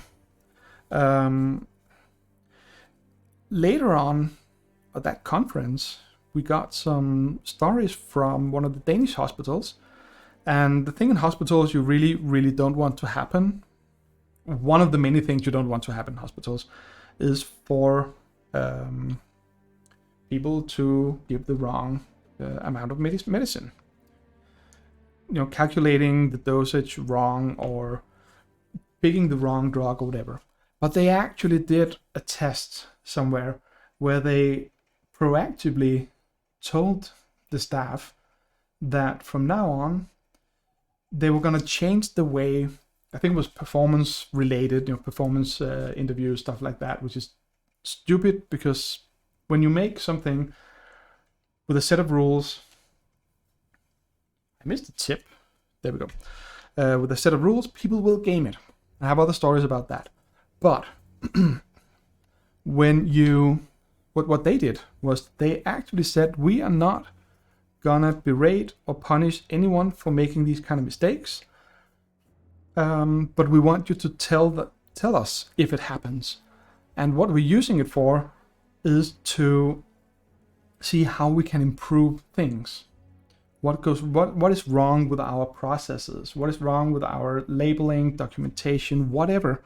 We want to improve those things. We don't want to, punish our nurses and doctors. And what happened was that those departments where they did that ended up making far fewer mistakes than others, normal departments. So they actually fixed whatever caused the mistakes, and they did not do it by firing half the staff, mind you. That is not the moral of the story. Moral of the story is that they used the error reporting or self-reporting to figure out, where do we have vulnerabilities? Is it in the processes? Is it the labeling? Maybe it's people can't do math in their heads. Whatever. I can't remember the details of what they did. It's also not important to the story. The important thing is that they looked at where their vulnerabilities and errors, the causes of the error, and they fixed that instead of just firing people. And I think that takes a lot of guts, partly from the leadership, to actually do this and trust that their employees will trust you, kind of. But also from the employees, that they actually dare make that switch and actually start going up to your boss, say, oh, hey, I gave Mr. Anderson the wrong dose. I think I gave him this. He probably should have had that. I'm gonna need some help with that. And then you get the help, and then they figure out, okay, so why did that happen? Oh, but that's because it's not really labeled anywhere what the doses should be, or I'm not good at math. Can I have a pocket calculator or whatever? And they fixed those things and ended up really quickly having fewer mistakes with the medicine than they had before, and then what similar departments have in other hospitals. I think that's a wonderful story, because it shows that it's possible. But you need to create a culture where the employees feel safe. That's the thing. So just circling back a little bit to the story about the torn fuselage. What had actually happened that the pilot didn't notice, and this is scary in itself, was that they had gone on to the runway too early, meaning that they didn't have enough room to fully clear the lights at the end of the runway. The one you always see in movies where the plane is landing. You have these masts going up. Those are the ones they use when they're landing on the runway, and probably also when they take off. I don't know. They're at the end and beginning of runways. He did not clear those, so those lamps had actually torn up his the plane's fuselage. And I'm saying he because the pilot was a man. So that was really lucky that it didn't crash and all that, but that was simply because they'd gone down the wrong path, road, whatever, in the airport, heading out to the runway. So they took off with, I don't know if it's, doesn't matter, 100 meters, 200 meters too short runway. And he flew with that for several hours. Fortunately, the plane didn't crash, and nothing bad happened other than repairs on material things. But even so, that's why they wanted to change these things and have people report it. So even if that hadn't happened, if the pilot had noticed at some point that, oops, I went off the wrong place, he would just have put it into his log, and then they know that a mistake had happened, and then they could gather all that and see, what do we need to change. Oh man, this cape is coming out really well. Will you look at that? I actually ended up spending a little bit more on this miniature than I wanted to, but that's most because it has so many recesses and highlights that this looks so cool.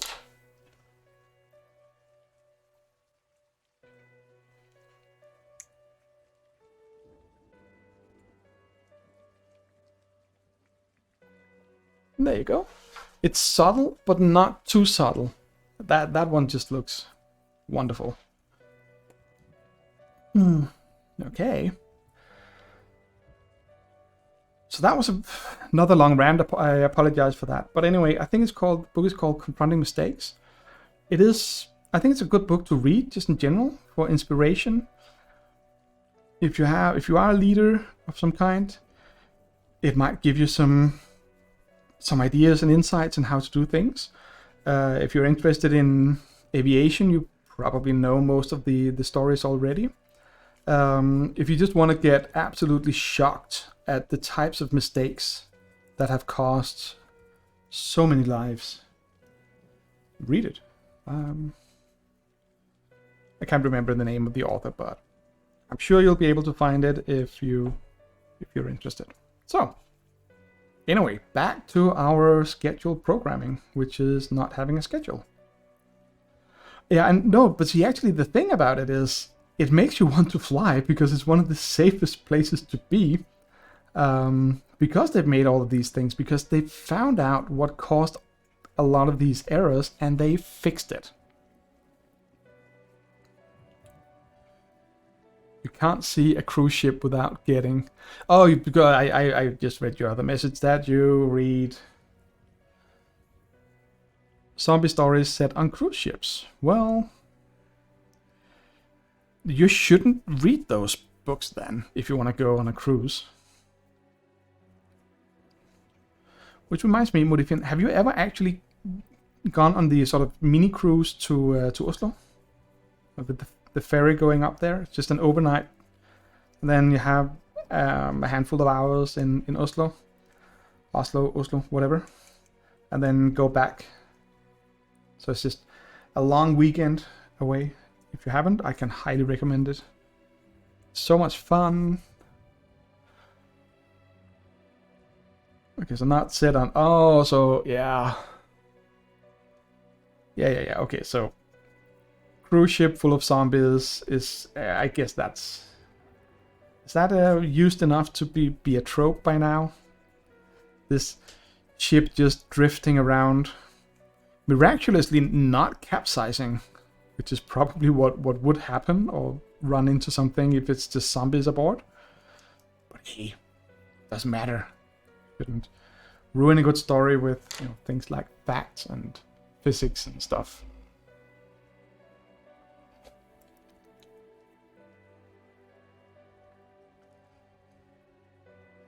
But Modifian, if you don't need zombies in your life, why are you friends with me?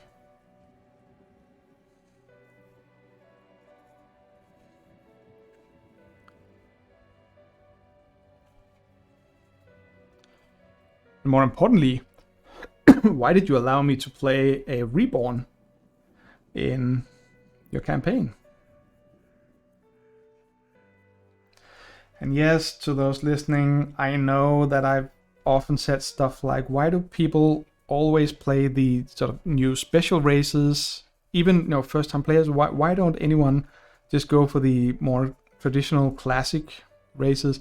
I'm even including things like tieflings in that. So basically the 5th edition player's handbook. Why do people want to go the whole, I want to be a Goliath, I want to be a blah blah blah, I want to be a... Because there's so much fun to be had in all the other ones. It doesn't have to be that super special thing. I know it's not a problem if you're a good role player and just have fun. I mean, that's... If you have fun, you're doing it right. End of story. It's just I've seen people who don't really have fun playing them, but insist on playing those, and having the kind of attitude that you're playing the old races, then you're boring. Plus, a lot of people seem to do it for the pure exploit of the rules, or of some small skill or feat or whatever. So yeah, even with all of those complaints, when I got to make a character in Modifian's campaign, I chose to play a Reborn. Originally a Fae, but now Reborn. So yeah. I mean, I'm almost Wookiee. I'm almost at the point where Dwegar would be considered one of the classic races. I'm thinking, Kenku, Tabaxi. Remember that, Modifian? And that's I'm looking at you right now, Modifian. You wanted to play a Tabaxi, and I said, why? And all you had to say was, Kitty!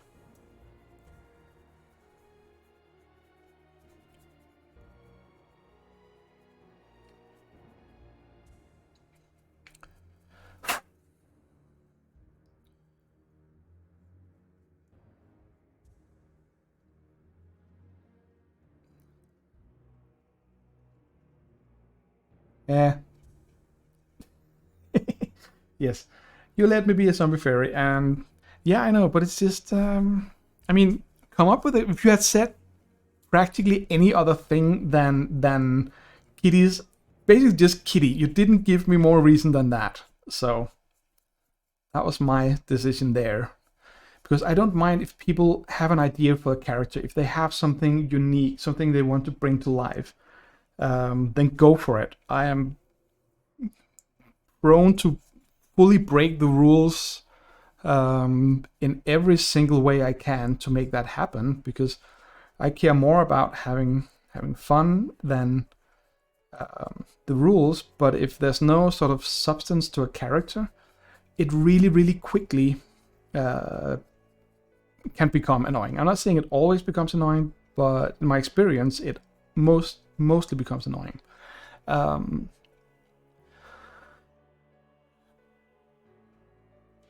Yeah, well, because cats. I know, Woogie. I'm kind of reminded of another one who's probably not here at the moment. But if she is, you know who you are. Someone may have come up with a fun, clever name, and yes, it was a fun, clever name. First name, I don't know. Last name, nothing. To be pronounced as I don't know nothing, which is a fun gag.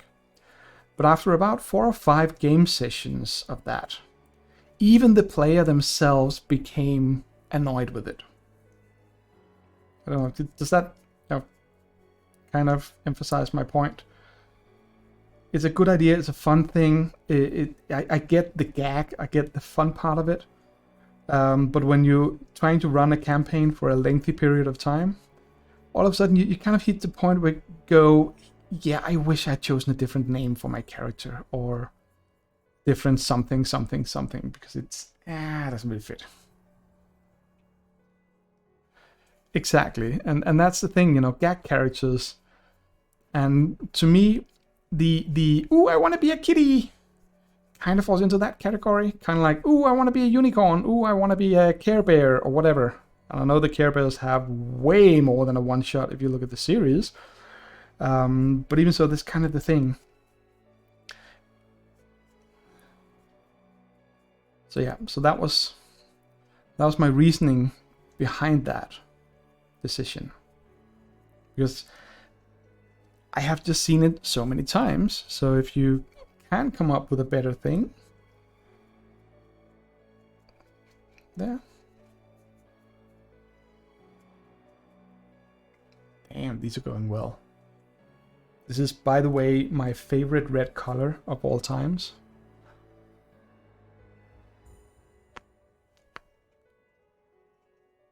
Oh yeah, but, I mean, you sorry to say this, but you really had a fun moment with that one. The story basically goes that the group has to infiltrate a citadel where all the ghouls are, blah blah blah. And these are not undead ghouls, these are Lovecraft ghouls, which means that they're very sentient. They're not undead, they're very alive, they're very, very clever. And Modifian uses disguise self, something like that, to make herself look like the ghoul leader, or at least one of the higher ups, who I think knew at the time. You knew he was inside the citadel. So they basically walk straight up to the citadel going, "Hey, it's me, please let me in." And what did the guards do? They look down from the wall at the person standing on the inside, and they go, "Sir, I think we have a problem." Now, why did they trust him and not the one outside? That is for me to know, and then for didn't. Oh, he didn't know where it was. There was a chance. But hey, he was inside. I mean, there wasn't at that time many other places he could be. But again, you just came out of a hole in the ground. How would you know? That's true. That's fair. But anyway, I had so much fun because he literally just walked up there and pretended to be someone standing literally on the other side of the gate.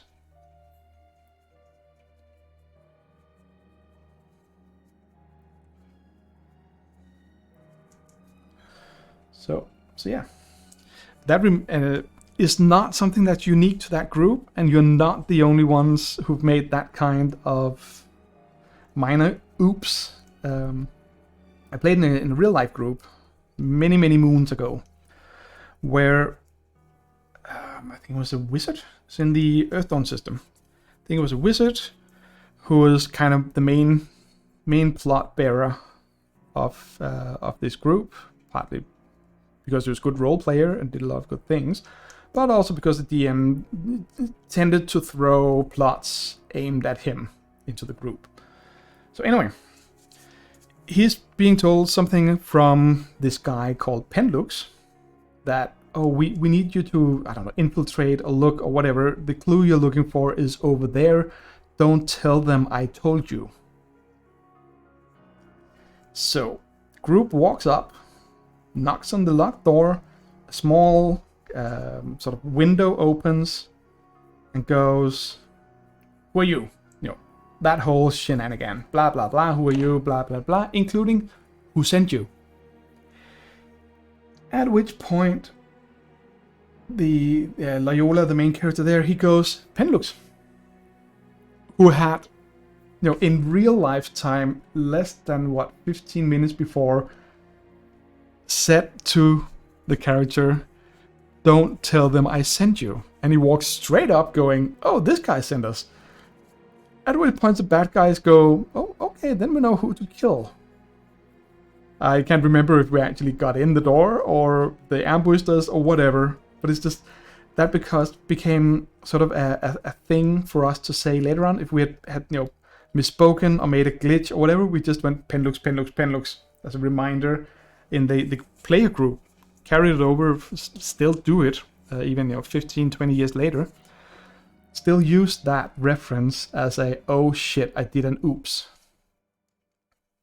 So yeah, so people do things like that, and that's one of the fun things. Penlux, not Pembrokes. But yeah.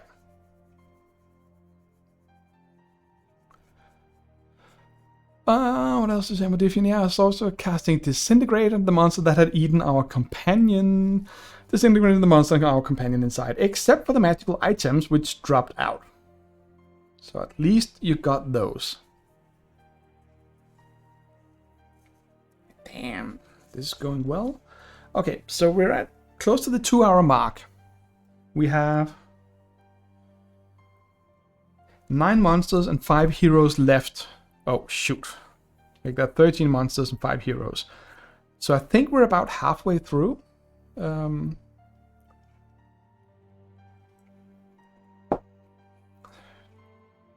yeah.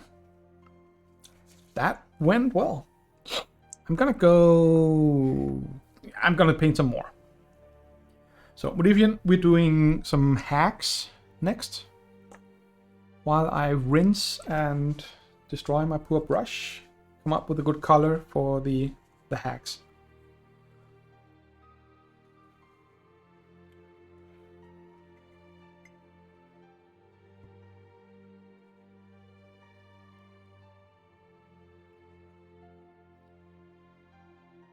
Puce?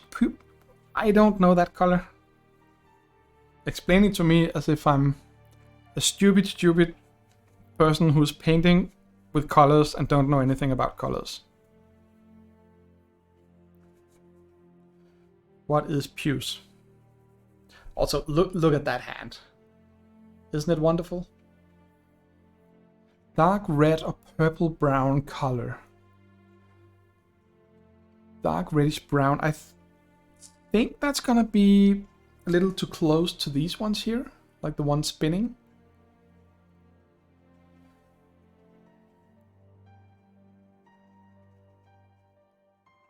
Yeah, I mean, puke. I see that. Terrible green would make sense. Yeah.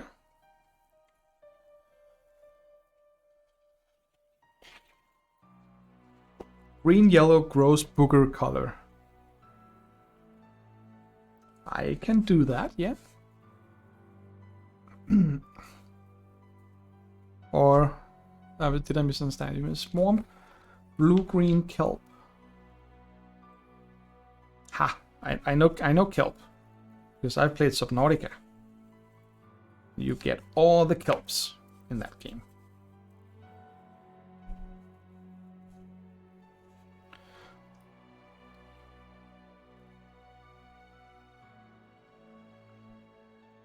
There we go. Swampy blue green. Blue green, blue green, blue green. Yeah, let's. Oh, I've got something for you that we can do. I have no idea how the color is gonna come out, but I give you. We're not gonna go ultramarine. We're gonna go electric blue because we want this to be a highlight. Yes, Wookie Subnautica is a wonderful game. I should get the Below Zero extension and play it.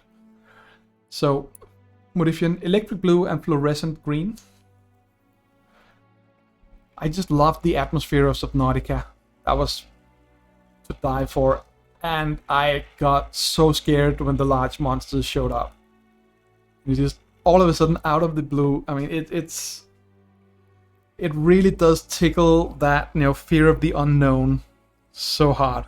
It's so wonderful.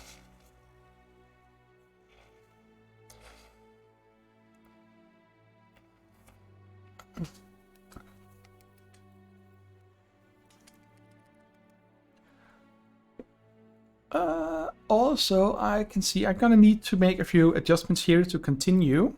So while I do that, I will leave you with a small story.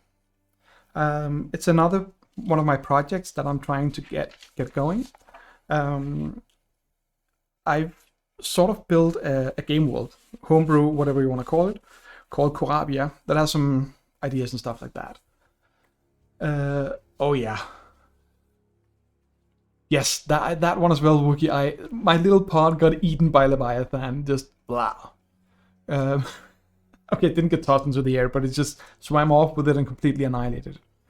No, but I built a role-playing world for some friends and would love to keep playing in it. And to do that, I promised myself to write more about it. And as part of that, I'm going to write some small stories and have people, including myself, read them and record them so I can use them as stories here for when I need a break like now. So you're going to have a few minutes listening to not Adrian von Ziegler and not me, but a recording of me talking about the world in general. I hope you enjoy. I will see you in a few minutes. Koravia, the lay of the land. At first glance, Koravia is a very small and insignificant world in the multiverse. It is, quite simply, a small valley in the middle of nowhere surrounded by a mountain range. Beyond the mountains is a vertical cliffside that seems to go on forever, its top hidden in massive clouds. The center of the valley is made up. Okay, let's try that again. This time without the music. Koravia, the lay of the land. At first glance, Koravia is a very small and insignificant world in the multiverse. It is, quite simply, a small valley in the middle of nowhere surrounded by a mountain range. Beyond the mountains is a vertical cliffside that seems to go on forever, its top hidden in massive clouds. The center of the valley is made up of a large lake, Loch Cora. Upon its shores, most of the world's civilized population can be found. Elven cities of splendor, human-driven trade hubs, the pleasant, laughter-filled gnomish settlements.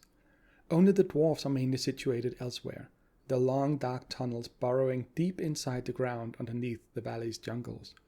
There are even rumors that they go all the way beneath Loch Cora. Surrounding the lake on most sides are thick rainforests. The air there is heavy and moist.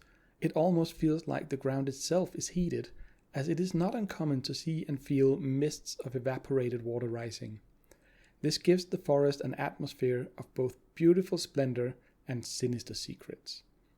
Few people other than elves venture far into the forests, except on those few roads that have been constructed over the millennia to bind together the towns and castles of Koravia. The latter, the castles, were erected in ages past and are now under the control of the 5 orders. 5 chapters of an ancient knightly order that long ago cracked and split into different, highly disagreeing groups that even today have a hard time tolerating each other. These knights lived deep in the forest, safe behind their massive walls. Once every generation or so, they sent their newest recruits out to journey in the world in search of, so they claim, honor and glory. As for the elves, they seem to have found some symbiotic way of living with the wild nature. This gives them a unique position where they can earn riches and status from hunting the magnificent beasts found among the trees.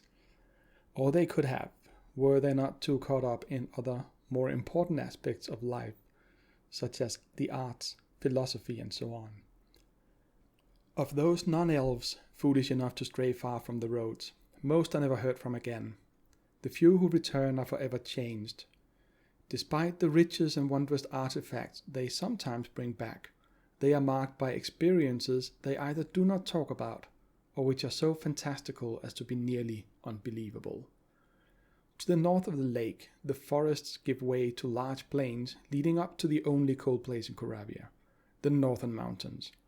This area grows unnaturally colder until, at the edge of the Laughing Cliffs, it is almost always sub-zero temperatures.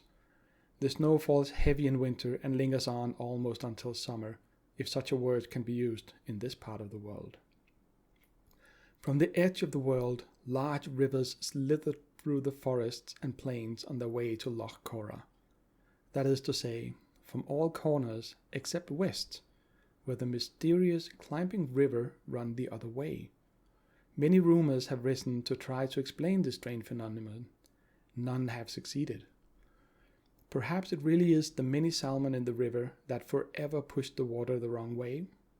Or maybe Joy, god of laughter, simply decided it would be more fun this way.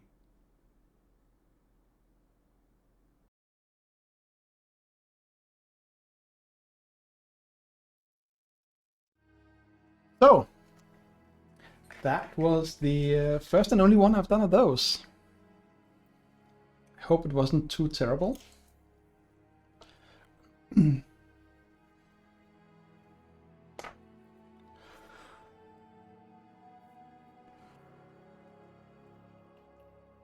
Axe. Thank you, Wookie. I appreciate it.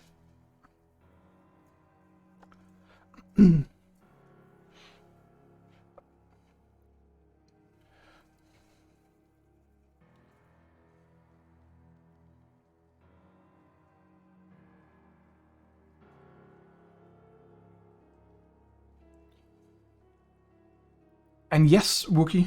So this is the thing I would like to ask people about, if you feel like it. When I do actually get around to writing more small installments like this, it's about 800 words, because I figure out you can read that in about 4 or 5 minutes. I would very much like for people to read it. Definitely, and of course you will get full credit. I think part of the format is going to be the title, about the elves or the climbing river or whatever we're talking about this time, and then read by, and then your name. So your name, your handle, whatever, to give credit for people who want to do that. And also I wanted to have other voices than my own do this. I've spoken to other people who also think it's a cool idea, so can't be all wrong. And reading it takes a few minutes, maybe a few tries. I mean, I had to do 3 attempts to get that just kind of good or useful. But again, it's not something that I want, expect people to spend hours after hours doing.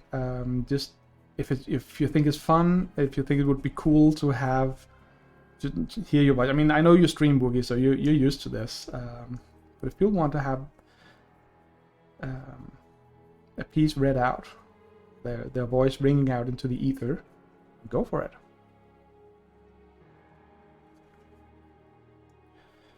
And yeah, and using that format means that I have to write a lot of small descriptions about the different parts of the world and the different monsters you might encounter, the different cities, civilizations, stuff like that.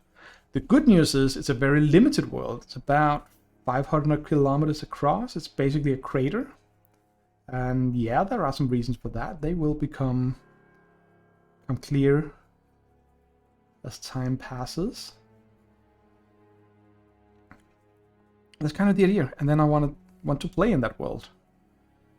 So that means I'm going to be needing players at some point. So, in the meantime, I also got around to mixing up a kind of sickly green-blue thing for the hacks. What I prefer, my goal with this and the different colors for the miniatures that I don't think I mentioned in the beginning is to have each group of miniatures have their own distinct color. Like sickly green for the hacks, bluish green. I mean, you can easily, then they're standing in the middle of blah. You can see the different colors. Let's get some of them over on the spinner. Let's get the spinner over here and rearrange. By the way, this is kind of nifty. The spinner. It's run by solar panels. So you kind of have what's it called? Kind of easy to just set it up. There's so much light in here that you can easily see it.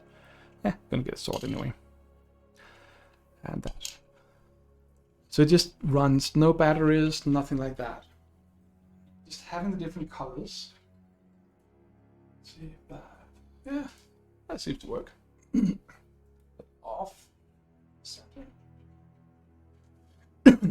But the idea with this is that then you don't have 10 green models on the board. You have different colors models, so you can easier see, in addition to painted models just being cooler to look at and play with, you can quickly see what the different monsters are. Like the Grung are green. I'm actually not sure Grung are green really. I think they're kind of orangey. The hags are sort of, I think we ended up kind of teal, but it's a little sickly looking, so that's good enough for the hags. And stuff like that. The green, red bandits versus the orange yellow bandits. All of that just makes it stand out more clearly which is which. So yeah.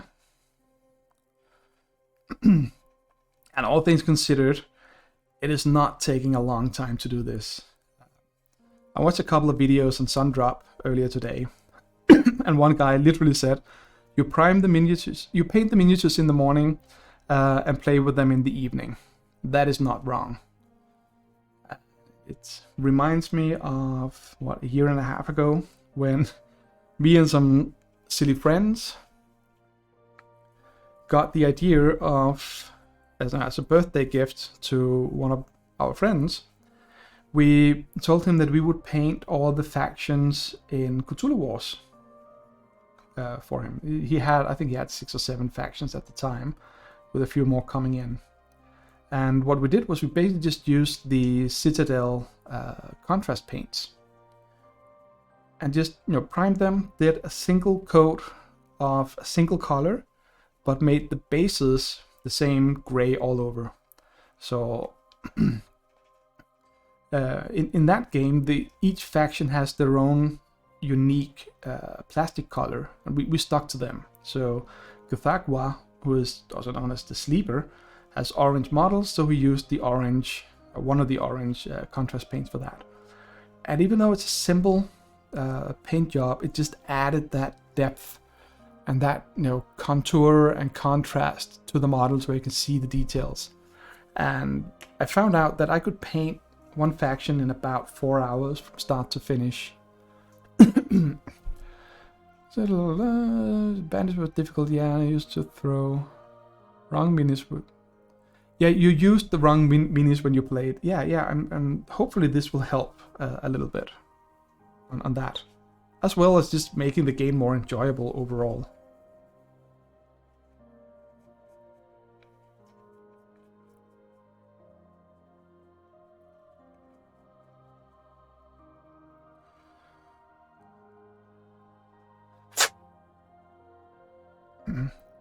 You missed a frog painting. Yes, you did, AJ.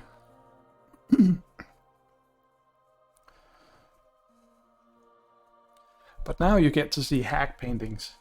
And yeah, I know I'm a little sort of covering the miniature with my hands.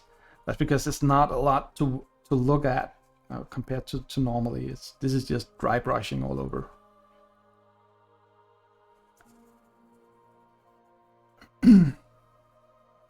And welcome back, AJ. I am not painting Shikara. No. That is yet to happen.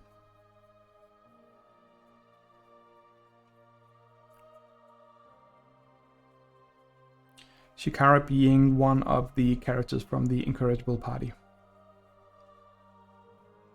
which you should all go listen to if you haven't already. If you have listened to it, you should go listen to it again. No? What? Oh, suspected hack. Right. Yes. Well, I completely lost that reference. I am so sorry. But I am catching up, though.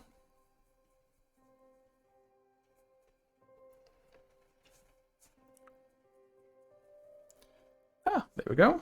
Another hack done. I think it's time for the zombie beholders. And we have both 2 zombie beholders and we have a death tyrant. I'm thinking disgusting green for those. Actually thinking the same kind of green as the grung, mostly because we're not gonna mix up the beholders and the grung. That's I'm pretty sure of that.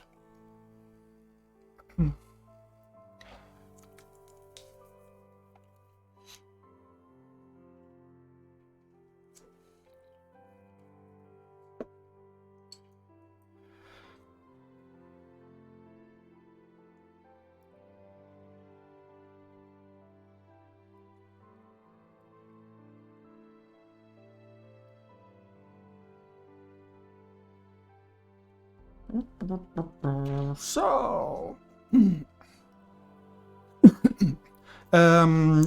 black is a color, but primers, with primers I mean either rattle cans, or when priming a model, it's basically just the process of painting all of it in one single color to both have something to paint on, but also to make the paint stick better to the miniature. And yeah, I painted it all black, but using a rattle can. I sometimes also use my airbrush, and then use some of these specifically called surface primers, which is a slightly thinner paint than the normal acrylics you use, which means it runs smoother. I always thin it down for both for using with the brush and the airbrush, but even so. So yeah. So, sickly green beholders.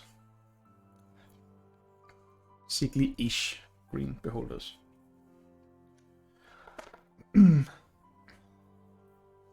Well, the base coat, if we're going to get technical, is actually what you paint on top of your primer. So the primer is just one color all over the model. You can do cenital highlight, that would also kind of be priming the miniature, being that step. And then the base coat is all the different colors without highlights and shades and inks and washes and those kind of things. Ooh, this is coming out great for the beholders.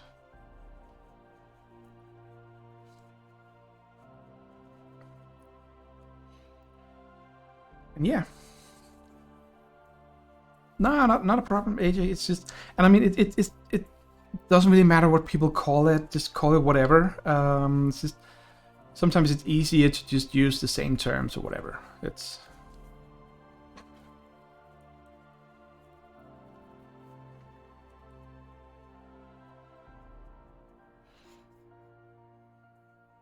Okay, so on my palette I have the sickly green I used on the hacks, and right next to it I have the sickly green that I'm using for the beholder.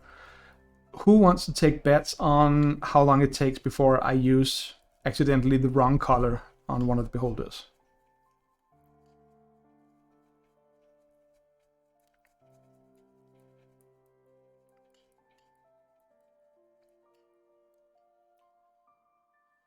Yeah, but they're zombie beholders, and I think one of the other games has actual beholders in it. So once we get around to that one, Modifian, you're gonna get your pink beholders. With the subtle hint that the sooner we finish this game, the sooner I'm gonna get one of the other ones. Wink, wink, nudge, nudge.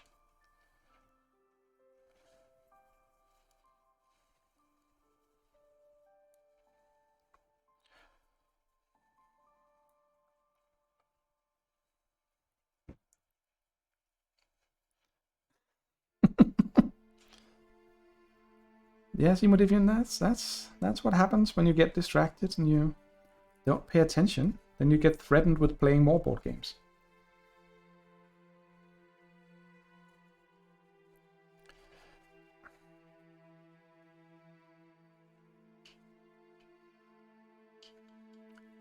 Actually, Modifian and I talked about playing this Dungeon of the Mad Mage by webcam. You know, to save on travel time and just be able to do a few missions here and then without having to make a project or a day out of it or anything like that. And for that, I also think that this kind of paint job helps, because it makes it clearer for Modifian, who would be on the watching end of things. Would be easier for her to see what goes on the board.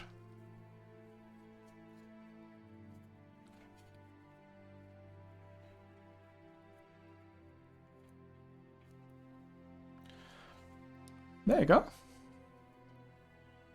That's a pretty neat beholder, all things considered.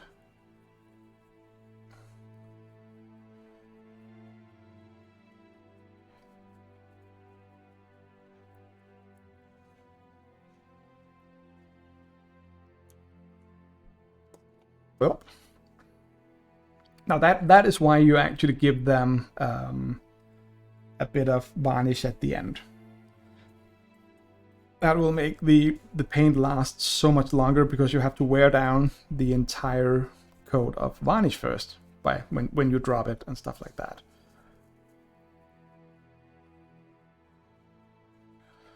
Just getting that extra little bit of highlight in there.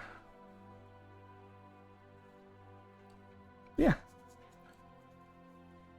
That looks pretty cool. Ah, no room on the spinny thing.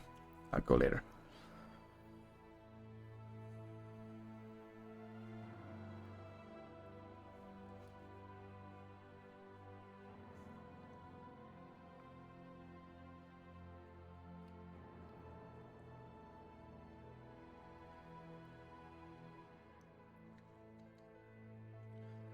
I actually think that with this model done, the zombie beholders are considered normal monsters, which means we're down to only having...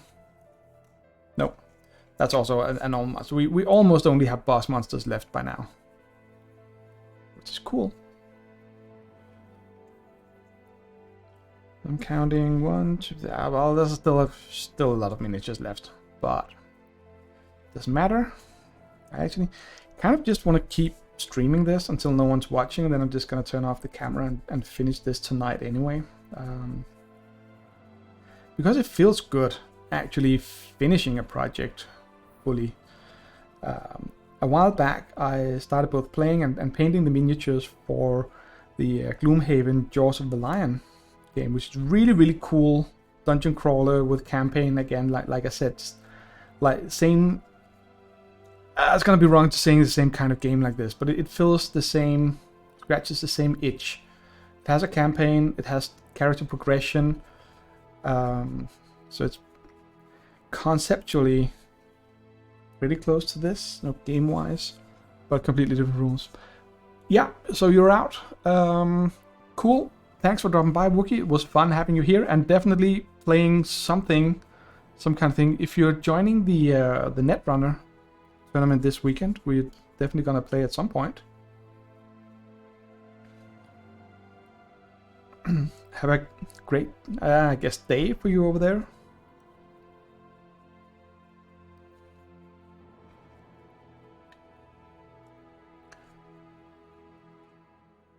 No, but anyway, the point with the Gloomhaven game, or Jaws of the Lion, is that it has so many minis. An amazing amount of minis. Absolutely infinite number of minis, or 4 to be precise. And I have painted 3.5 of them. And the last one of the reasons I'm not painting it is that it's really tiny and has a lot of details, and I don't want to spend too much time on it. So what happens instead is I started painting it and just realized blah blah blah, came up with all the excuses, procrastination and all that. Now we haven't played the game since I started painting that mini, but it just sits there lurking and just grinning at me going, hey, you only painted part of me. And somehow I can't really get around to just sitting down and finishing it. So I figured this project here would probably also be a good kickstart for myself to get back into a little bit of painting, and not going, hey, I want all the minis to look absolutely smashing and wonderful and so on. Just get it done, get it tabletop ready, get it to a point where you can enjoy playing the game. So I figured let's paint these ones. I also have Bloodborne lurking somewhere. Yeah, that's a pretty beholder. And just look at the shadows in the eye. I know it's a different sculpt, but if you look at the eye tyrant next to it, yeah, you can see some of it, but not all of it. So anyway, that one done. Just gonna stick to the same color for this, and then do the, I have no idea what this plate is, but I'm gonna call it metal, and work from there after doing this, coloring this green.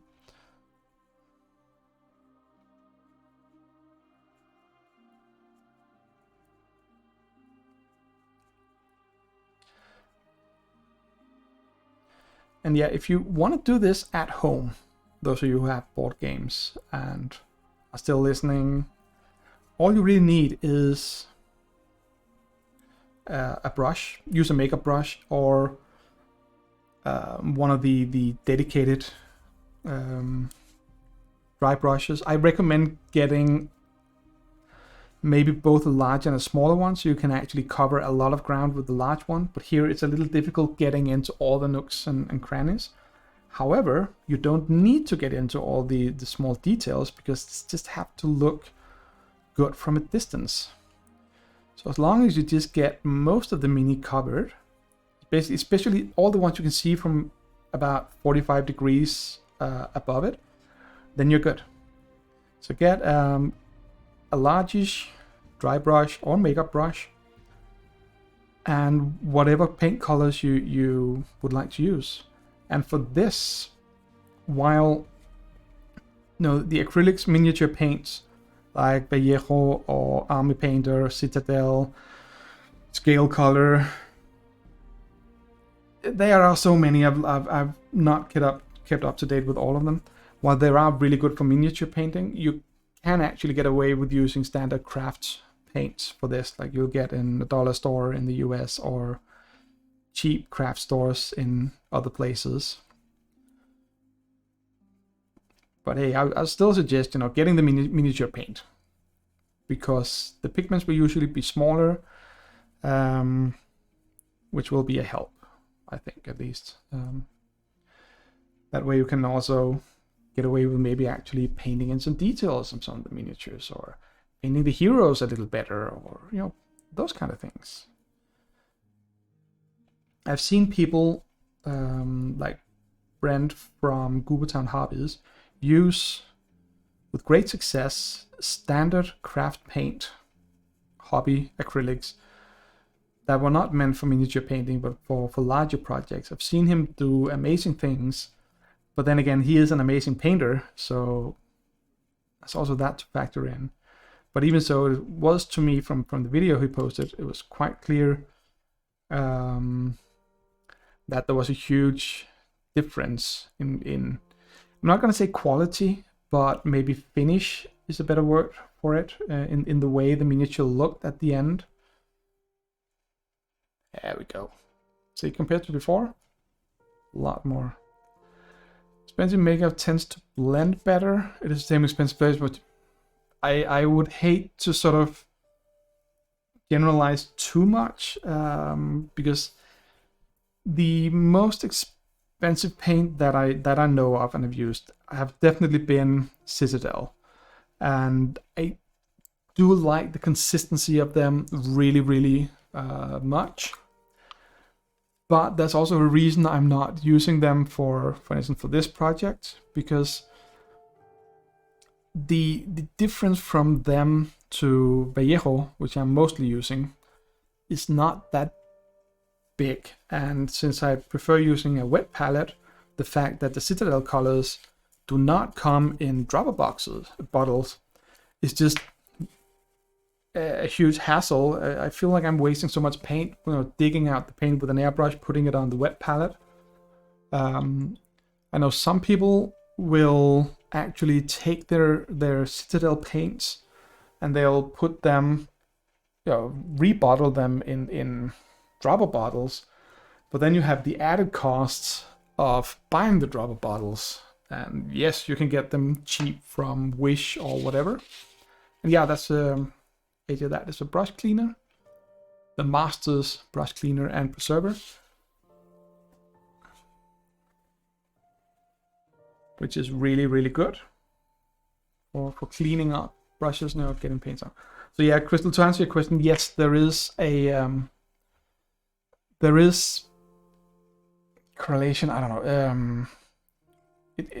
Cheaper paints can often be worse.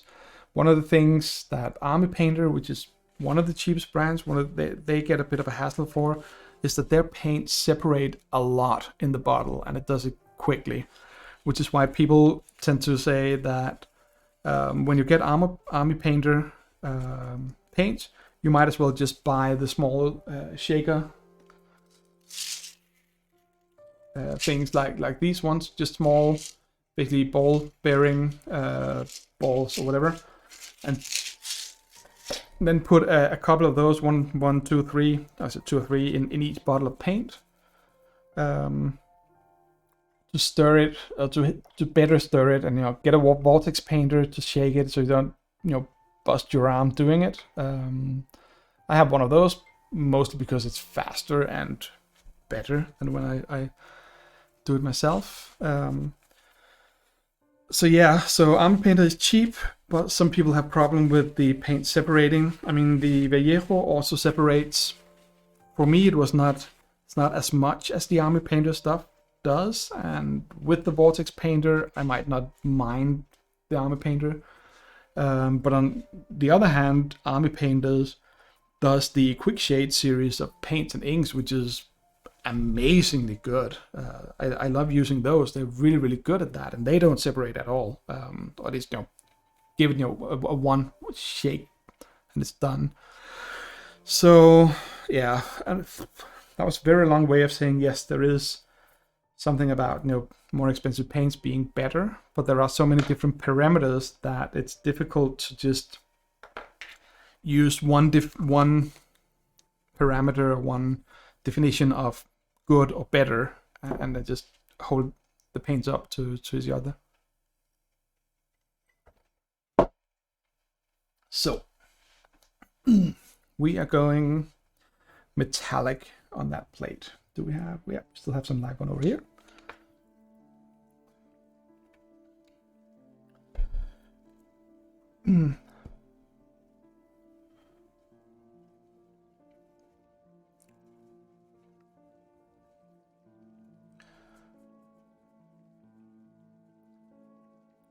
So yeah.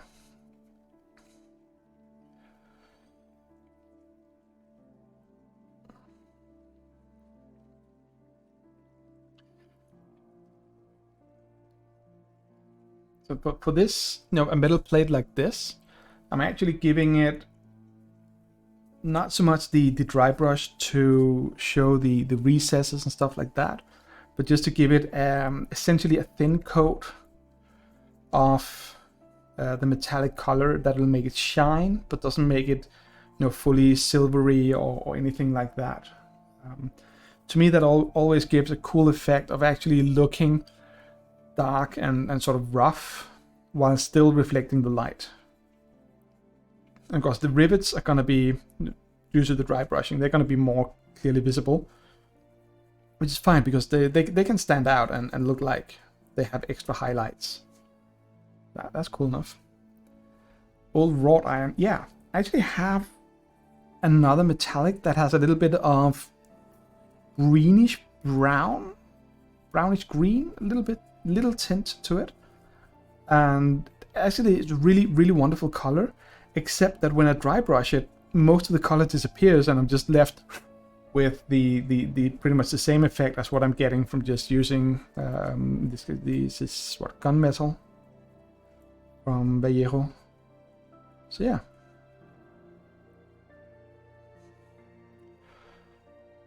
But again, yeah, as I said, definitely going for the sort of old weathered look. Highlighting or dry brushing the edges here a bit more, because those I want to actually catch the light and reflect. And just quickly do the back side of the plate.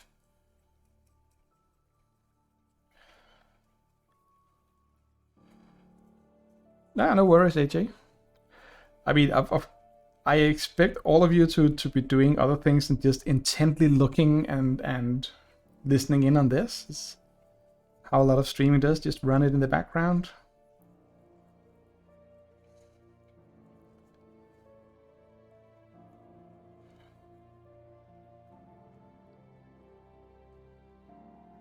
So, that looks kind of neat.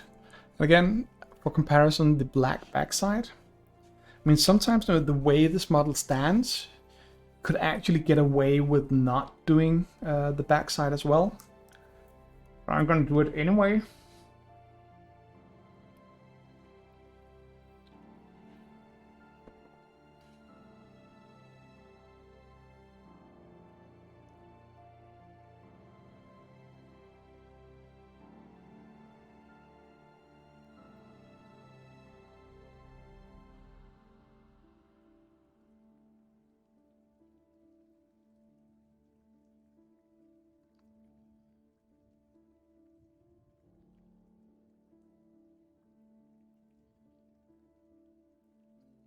Congrats on being done working.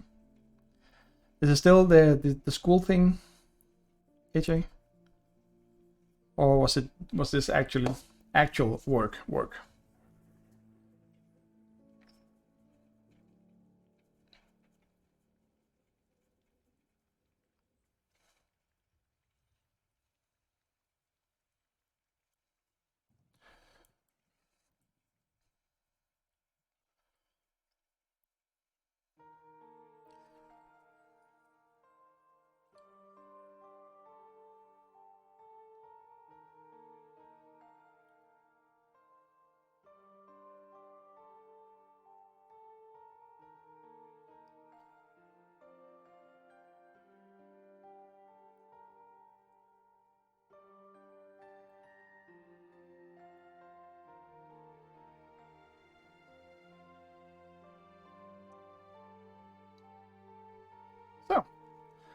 here we go.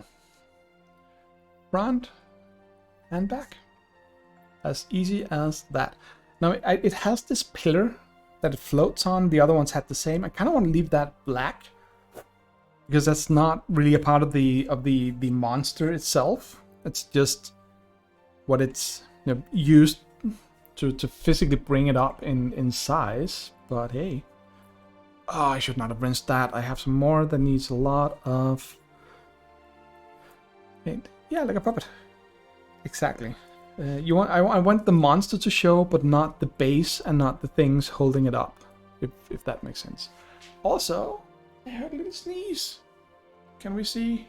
No. No, we have Artemis over there.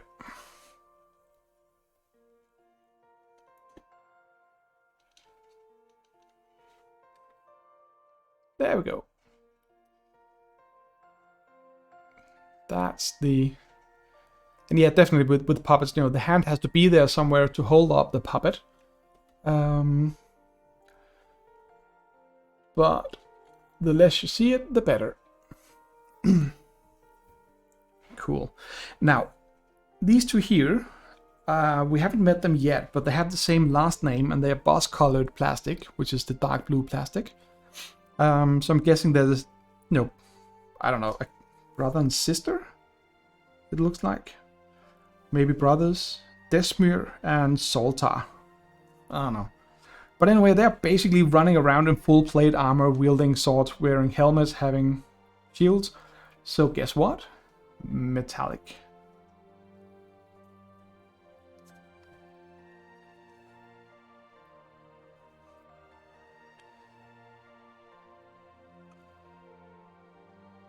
Now this technique here, painting metal with dry brushing, that is something I picked up way back in the 90s. And it was kind of fun to see the effect it had, because you paint a miniature, spend a lot of time on details like the face,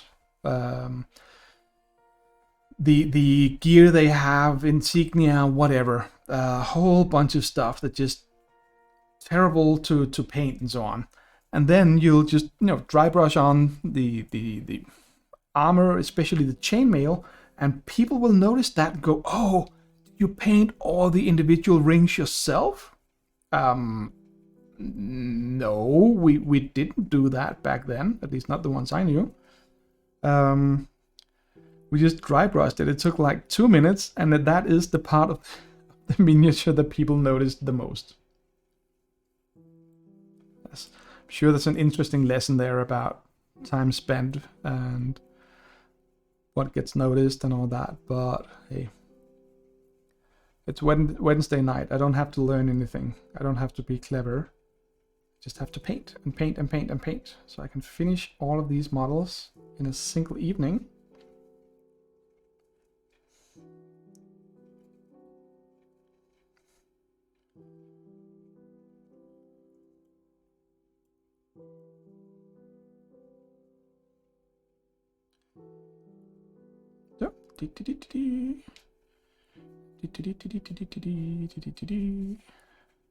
I should not be humming when there's music in the background. So yeah, there's still music in the background.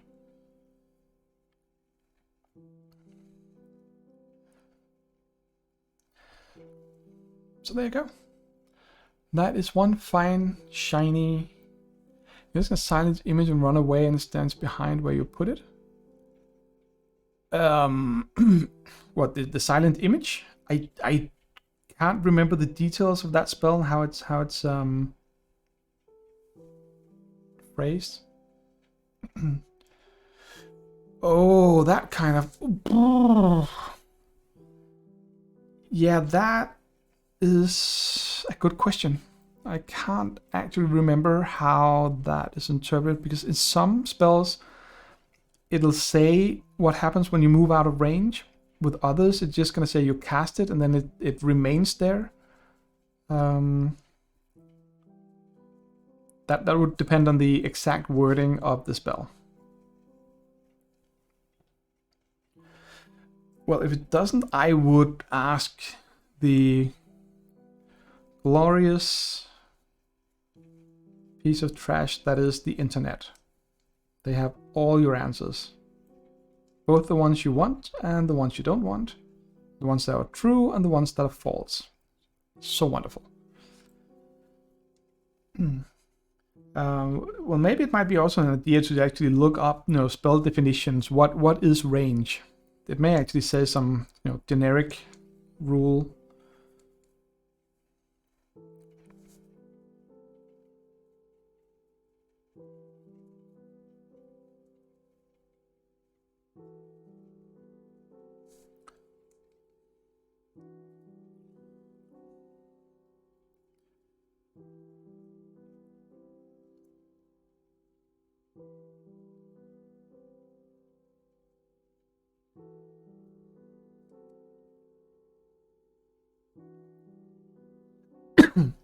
And that's the other one.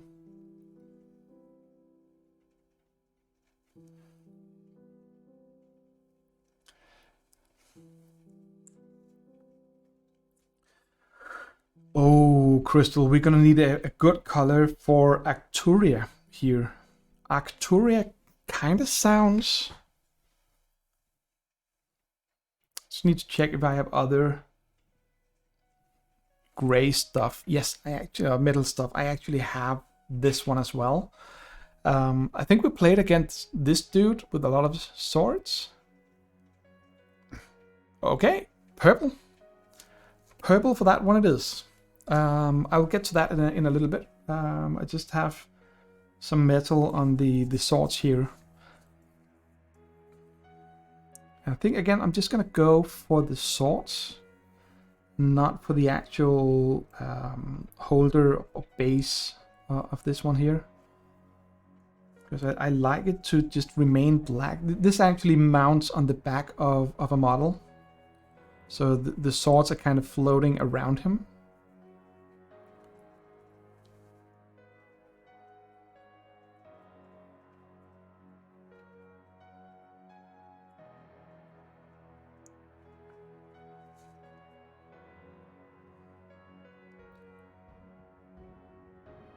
Oh, no. We're getting to the other one in just a little bit. I just, before, putting away all the metal, I just wanted to finish the stuff that made sense to finish with it.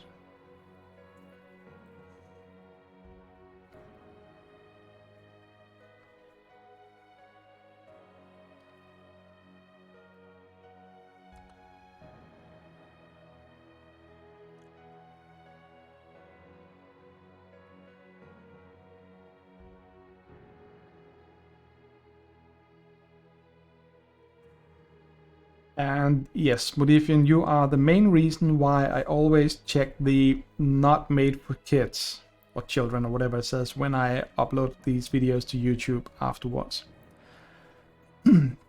Which reminds me, if you are watching this on YouTube, which I know some people actually do once in a while, which keeps surprising me, it's much more fun to watch me on stream on Twitch, where I'm also called Skjelm. Should be a link somewhere in the description. So much more fun, because if you're here while I paint, you can, like Modifian just did, pick which color I should paint certain things in, or basically just have fun, chill, chat with people, ask me questions, all those things. I recently had someone comment on one of my YouTube videos about a draw I did, or lottery, whatever, to win a painting set. And I was kind of curious, because I kind of went, yeah, I mean, I probably could have written it somewhere in the description of that video that it had happened back in December 2020, so more than a year ago. But hey, I mean, he took it well. I think he just kind of laughed a little bit and said, "Oh, I didn't realize that the video was that old." But I mean, it's there in the upload date. But I mean, you don't necessarily see that if you're just watching for the videos. But yeah, come watch me live. That's usually more fun. And I think that was the swords. Yeah, may need to cover up a little bit with the black, but I mean, again, the way it stands here reflects so much better. So, Modifian. Rinsing off that one just a little bit, and then we're going purple.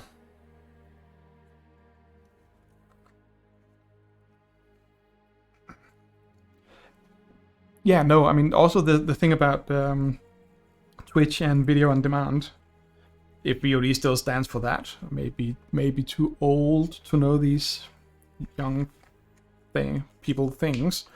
The thing is that since I am affiliate, but even so, Twitch only stores my videos for 14 days, 2 weeks. So it's not really a place to store them for a long period of time.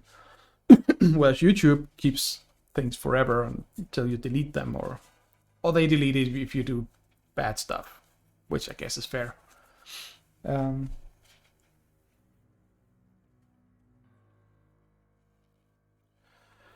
So, Modifian, purple. We have options.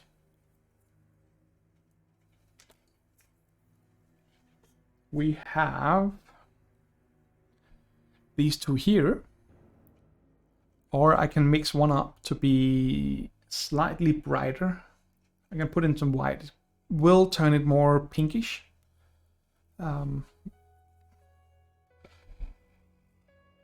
So we're talking a dark purple or a brighter one. So no pink, only purple.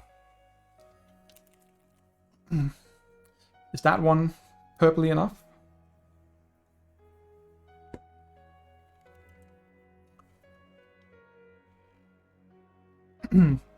Well, it'll have to do, because that's the one we're getting.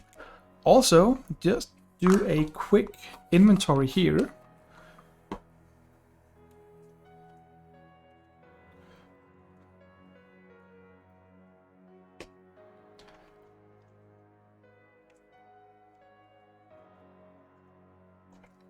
Why are there hacks where they shouldn't be? Go away. Stupid. These are the ones we're missing. A couple of large ones. One bad guy, another bad guy. The one that's going to be purple, and the 5 heroes. And I'm thinking what I'm going to do with the heroes is just I'm going to give them a white, really heavy dry brush, and then I'm going to use washes to give them some individual color. So I'm going to do that at the end. Or if it becomes really late until I get to them, I'll do it some other day. But yeah, it's getting better. So we're going... okay, you accept that purple. Then that purple is what you get.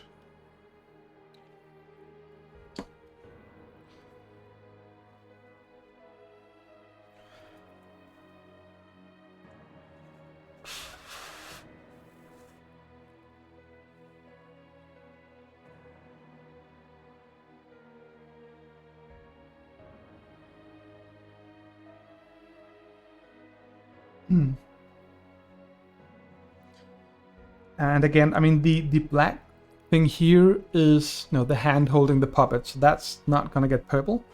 Do you want a different color for the wings? Since it's you, I might actually give you that.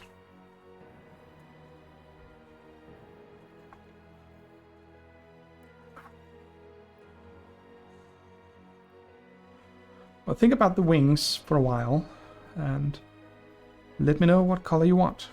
You don't need to redeem it with points. I will give you that one.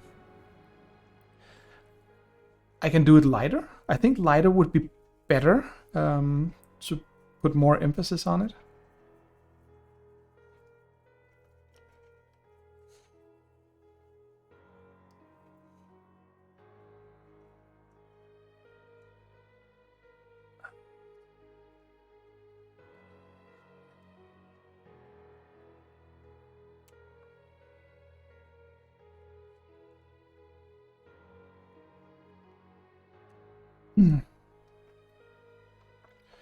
Dark cobweb gray.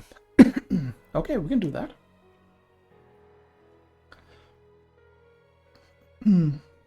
We can definitely do that.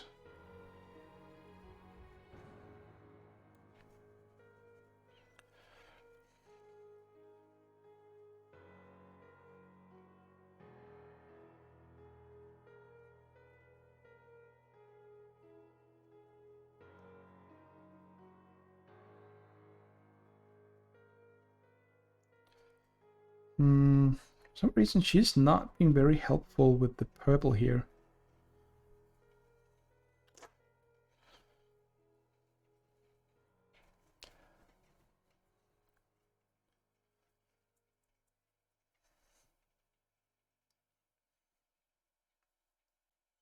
I think what may be happening is the purple is fairly thin, so it kind of moistens.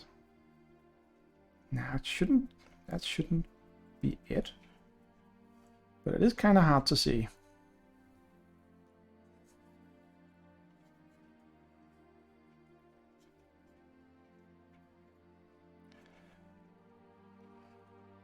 No, no, no, no.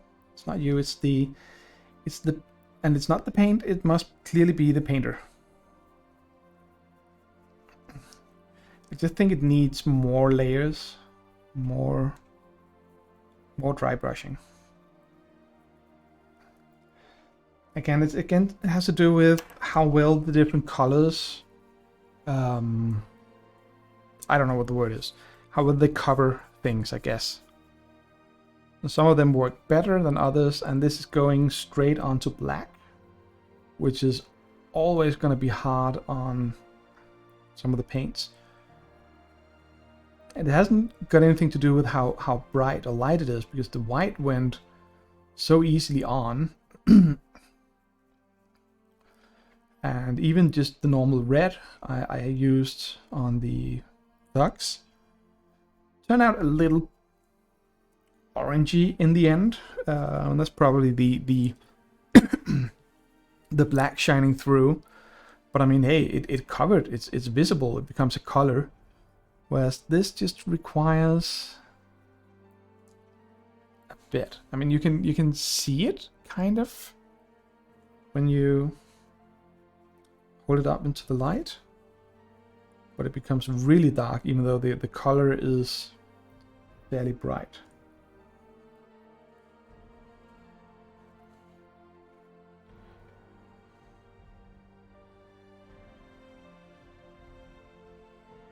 But no matter, we're doing this.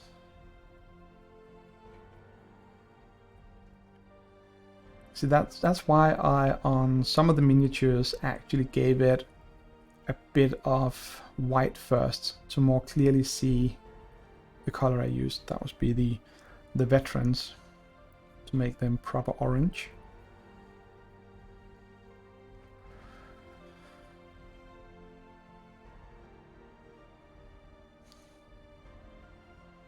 Oh, I was just about to say she doesn't have a face, and then I realized she does. It's just turned to the face, to the side. Oh,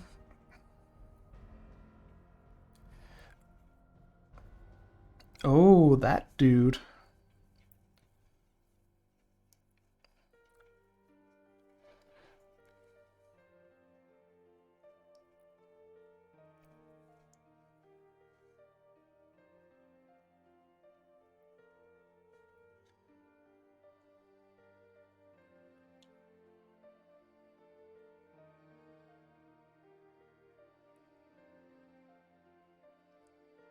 The little pink froggo dude that's not actually a frog. You mean the intellect devourers? Are those, that's the one? Or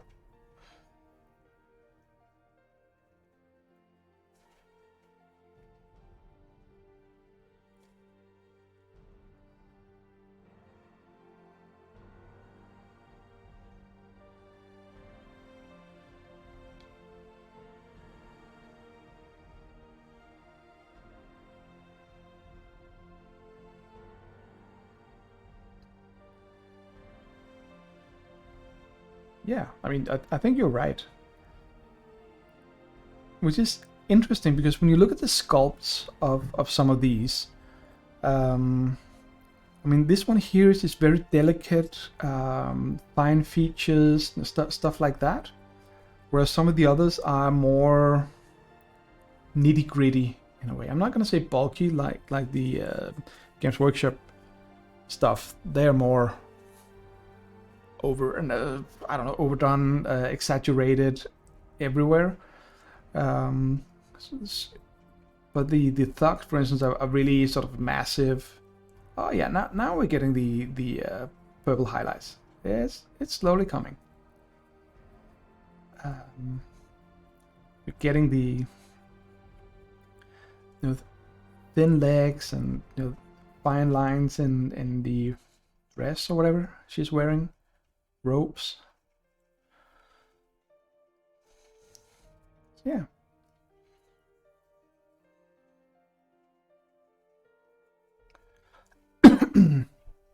Sorry.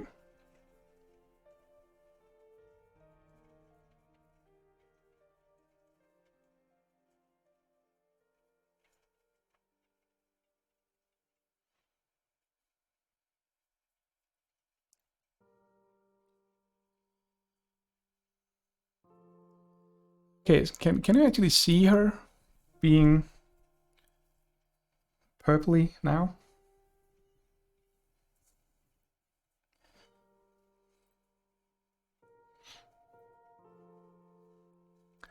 Okay, so kind of fun story.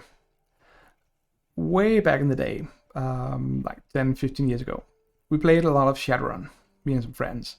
And one of my oldest friends that I've known since childhood made a hacker type character called a Decker in Shadowrun by the name of Purple Ghost.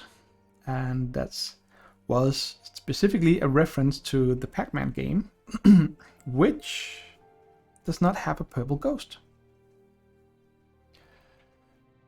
Rotten Blueberry Fairy. So she's quite fresh, I assure you. I'm very sure that she will be delighted to tear us apart quite soon.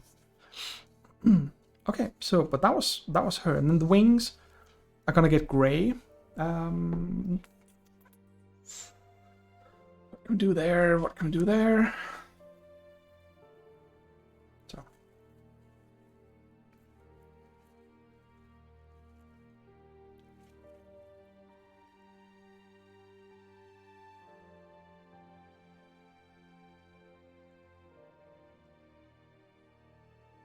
Yes, I still lick my brushes.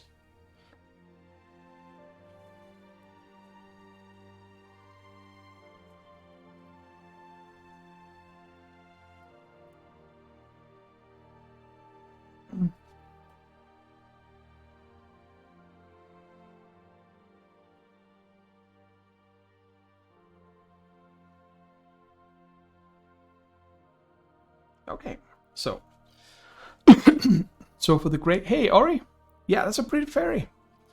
Kind of getting done. But if in the dark cobweb gray, now if we take the ghosts here, are we talking that kind of gray, or should it be even darker than this? This has a little tint of blue in it, just so you know. Excuse me.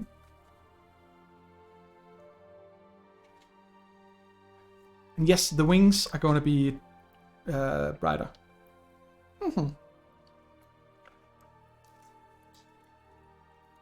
Okay, as light as the lightest part. Yeah, we can do that. And that's the color is just gonna get naturally. Cool. That will be easy.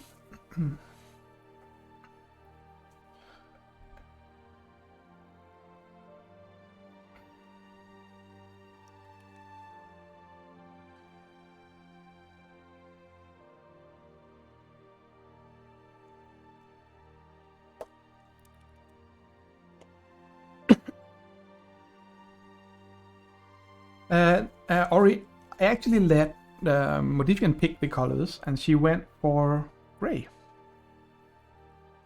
So yeah, kind of silvery, yeah, but more actual dark cobweb gray was what she requested.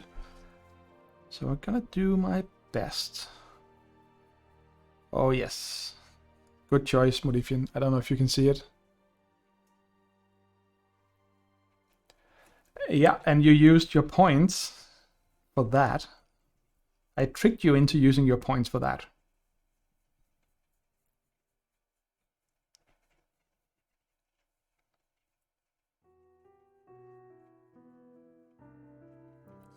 Yeah, these wings are really, really delicate. So again, gonna be careful not to tear them off. I've heard fairies get really, really angry when you tear off their wings.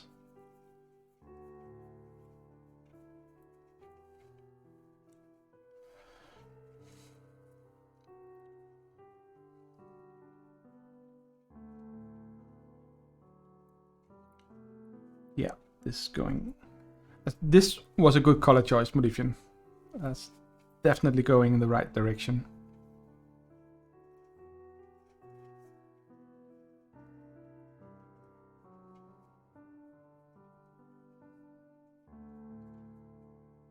Oh, and Ori, check out the hand.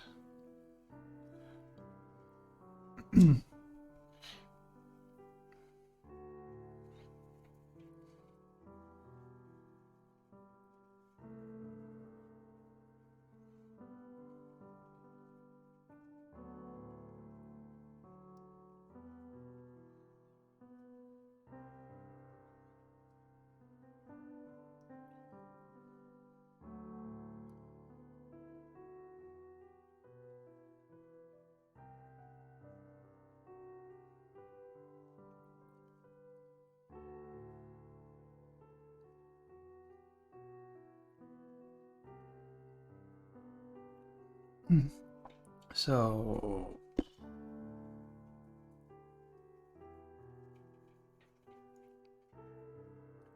tie-dye.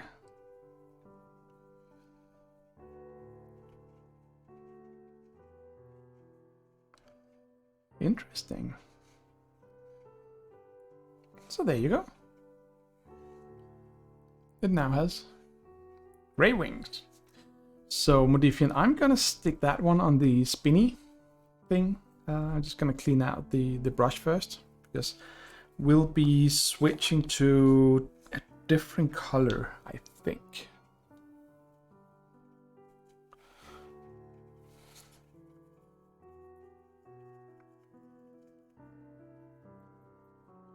Okay, I'm stupid. I have a gray ooze standing right next to me.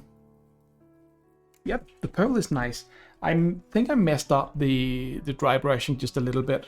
I think about having, switching so many colors, I don't always remember to fully let the brush dry. Also, I don't care because I want to be finished. So, and then it smears it a little bit instead of just hitting the highlight. So I'm gonna put this on the spinny thing.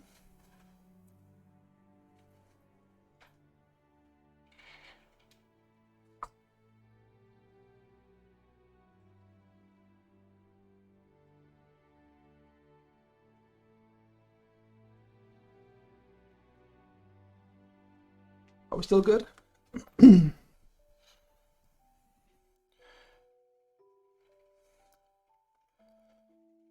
Yeah. There you go. That looks good. I can... Yeah, that's definitely cool. So, as I said, we have a gray ooze. I think a gray ooze I would actually like to be less blue in the tint. I gotta stick to good old-fashioned ghost gray. Yeah, Modifian did well. She did really well.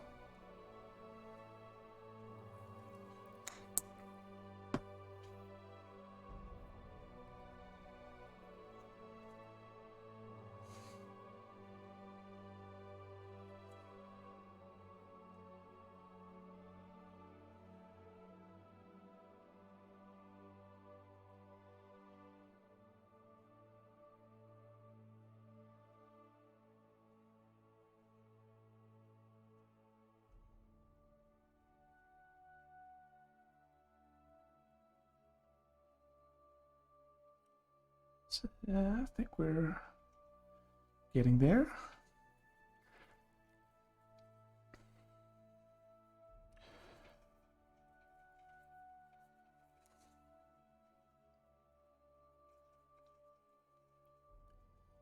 Yeah. This will do just fine. I don't think we came up against the gray ooze. I mean, actually looking at the models and painting them makes me kind of look forward to playing against them, but also doesn't make me look forward to playing against them, because I'm having an idea that, you know, the stuff we saw was difficult enough. So having even more bad guys to deal with is not... I'm not comfortable with that. It seems terrible. Yes, let's drop the brush. Seems like a good idea.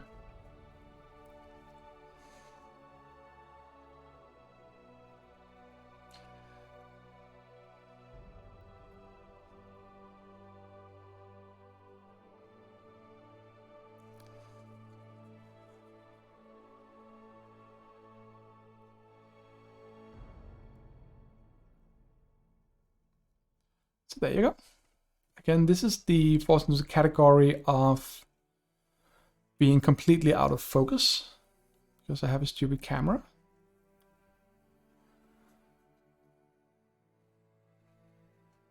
There we go.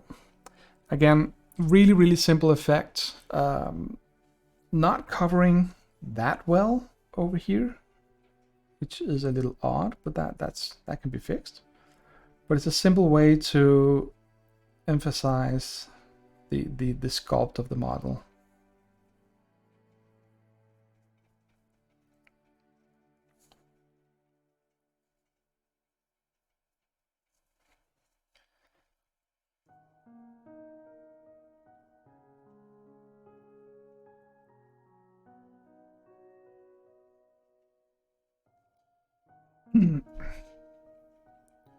So yeah, that is the gray ooze done.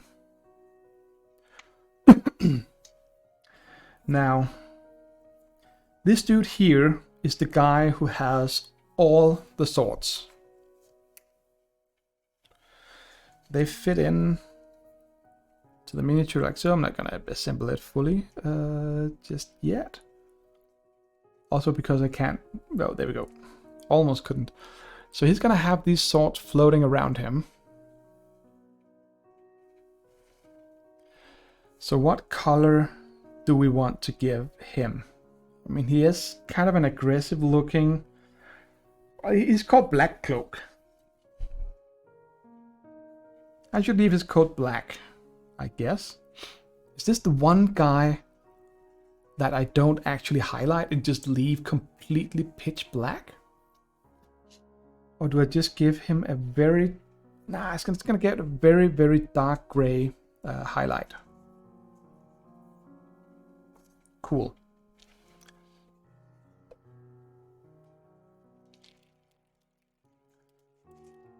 How do we know? No, not like that. I mean, painting would be easier and faster if I had actually thought this out. Herbalist healer? You could. I would say druid. A druid class would not be off. But then again, I mostly DM, so I kind of sort of don't care too much about classes.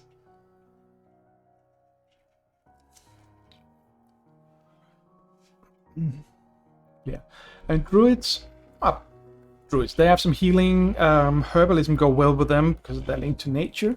They can also shapeshift into various creatures. They can speak with animals. That's a thing they do, and, you know, stuff like that. So yeah. Wolf is very, very doable. I can't remember what level and so on they can do these things at, but definitely doable. And we're...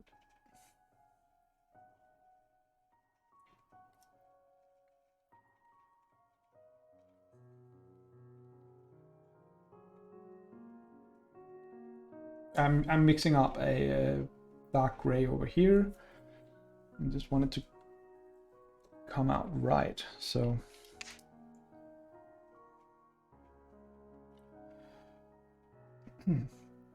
I also decorated my hand a little bit.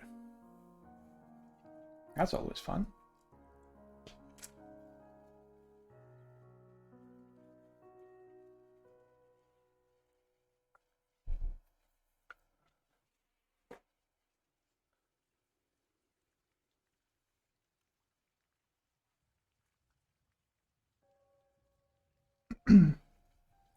So Modifian gives the details on the druid class, and starting at 2nd level, you can. It's called Wild Shape, I guess.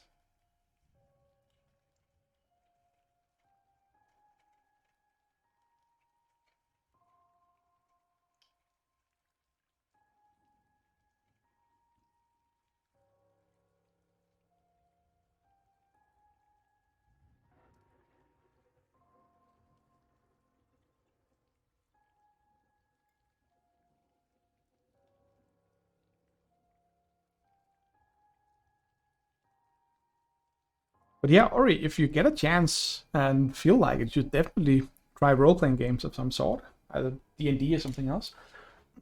I've had so much fun and been part of so many great stories over the years that I don't think I can recommend it enough to people. It's really, really just a great thing.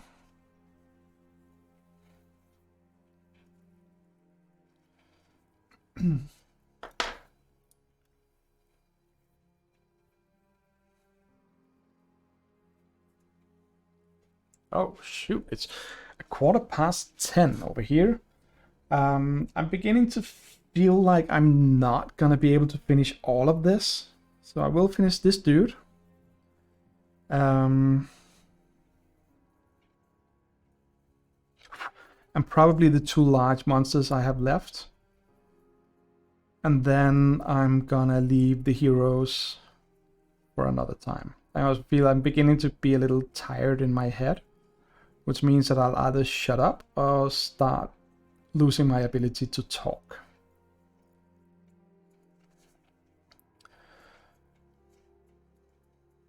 Yeah, there we go. This is what we want with this dude. Actually highlighting black, tip I got 25 or so years ago is actually to not use white or even a light gray, but actually use a very dark blue. See, that looks smashing.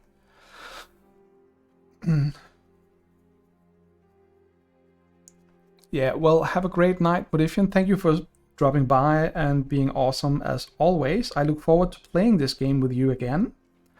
And now you have something to look forward to with those, the minis.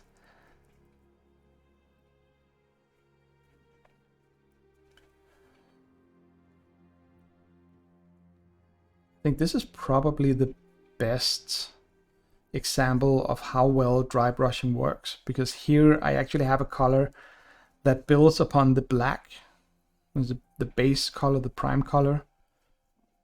So this naturally ties in with the way it is. So gonna give him a little bit more on the top of his head, just to make that stand out even more. There we go. See your wild beard. Wasn't that the dude we actually ran into when we played, and then later found out that we shouldn't have been able to play against him because it's way too high level?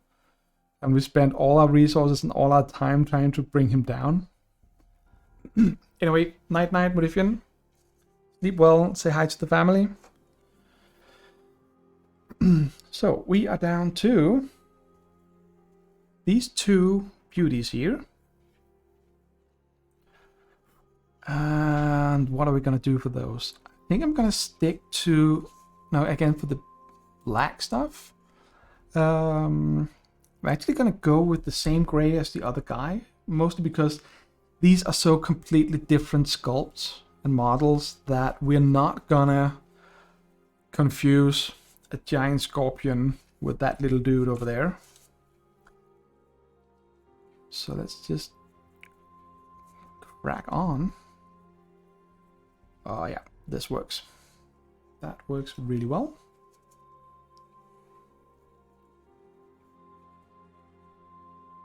And yeah, we were extremely clever in Modifium. We were so clever that we outsmarted the game and did stuff it didn't expect us to do and want us to do.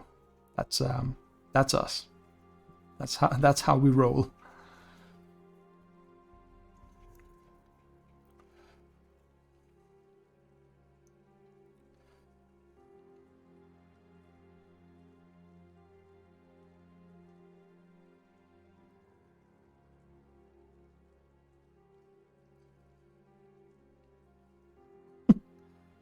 Yeah, no, I think we just kind of, there's an event deck or monster deck or whatever, I can't remember the details. And we just used all the cards instead of only using the ones we should use at level 1 or whatever. And then we drew, I think he's actually kind of the guy you get to at the end of the game, the Mad Mage himself. And we just pounded into him, and he had these weird movement patterns, so we couldn't lock him down. We couldn't get away from him. He just ran up to us. Yeah. It is what it is. It was fun. We had fun, and if you're having fun, you must be doing something right.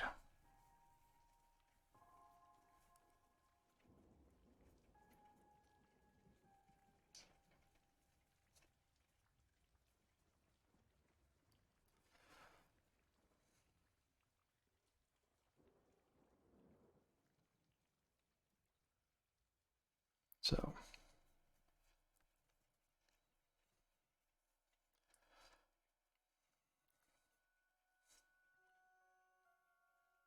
I think he actually has grasshopper legs.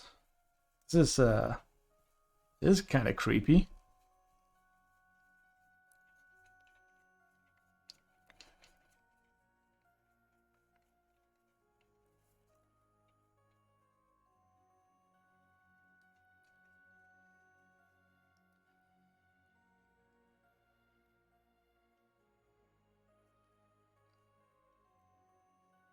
So yeah, Ori, when I said I was going to cheat, painting these miniatures, this is literally what I meant. Just doing this really quick job. And you could argue that they're not properly painted because everything is the same color, blah, blah, blah. But they will look better on the table. And, oh yeah, definitely kill this one with fire. I am all for that. I mean, I know you play a lot of horror games like Killing Floor and so on when you stream. Everyone should go follow Ori. Sorry about not saying that earlier when people were still here. Ori is really fun to watch. A lot of good comments. Cool person.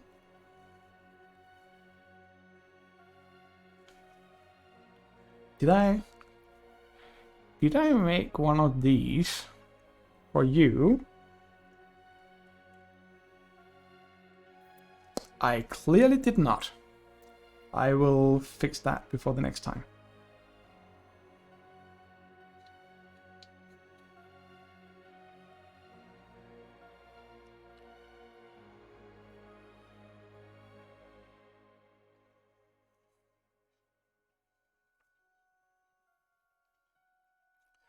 I mean, I know people can just click your name, but I think it's just nice to do stuff like that. I think I'll still have corpse in here as well. A command for him.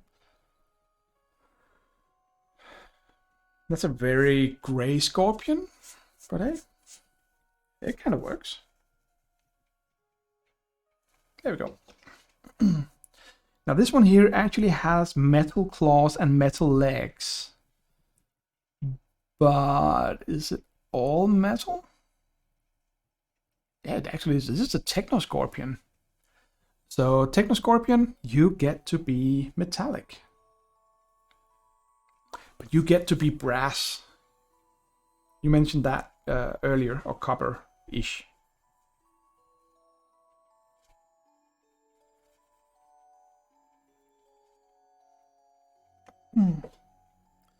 We have a brassy brass. That is very imaginative. the color naming department at Vallejo did well on that one. So cool.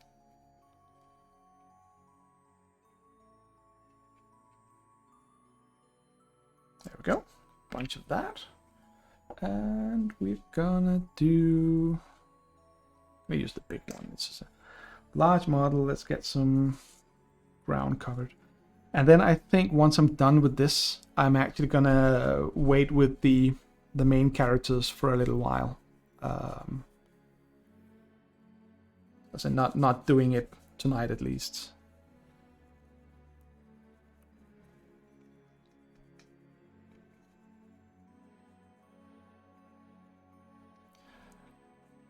Yeah. That sounds good, yeah. Seems about right for... I mean, the reason I want to give it a metallic color with some actual color in it, or metallic with the color in it, is to not have too many just plain metallic or gray miniatures. This is a way to probably show off the sculpt, and since it's guessing we have kind of a steampunk thing going on with this kind of metallic or sort of mechanized being in a fantasy setting, then I kind of think that brass works really well for that purpose. And it makes it stand out compared to the other large scorpion thing. Yeah, exactly. I mean, it works to have a couple of them just being black with either the gray or metallic highlights. But if and you can do the entire game in that, and maybe do a little bit of details on some of them, or a quick shading of some kind of color. That can work amazingly well if the theme is right. And if you don't expect to have a lot of different colors. I'm using this as much to just mark off the different miniatures, going, this is a thug, this is a hag, this is blah, blah, blah. But yeah. I've seen people doing really, really great paint jobs with literally only two colors, one of them being gray, the main one, and then doing a light brown, sort of sepia, on selected areas of each model. And that worked so amazingly well that I think it actually counts as an art style in itself. Okay, this tail is a little annoying because I can't get to the underlying areas, so I'm probably gonna need a smaller brush.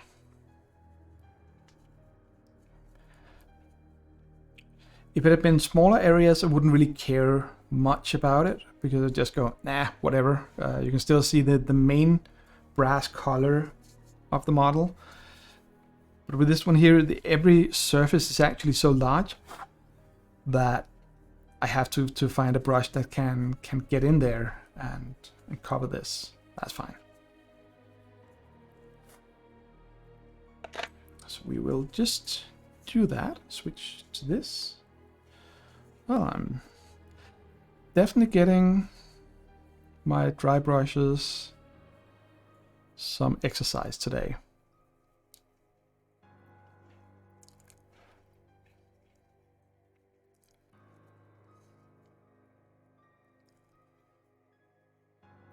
Yeah, the black with the brass is so simple. And the good thing about miniature painting is that you can use whatever colors you like. There are no rules. I mean, you can use color theory to get colors that go well together and doing color schemes. And if you're painting like an army or something like that, it can really, really add to your miniature to use color theory. But this is a creative hobby. There's no rules. There are techniques, there are suggestions, there are tools you can use, but you set your own rules.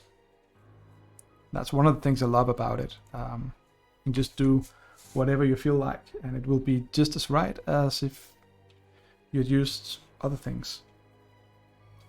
Yeah, it gives them personality. Exactly.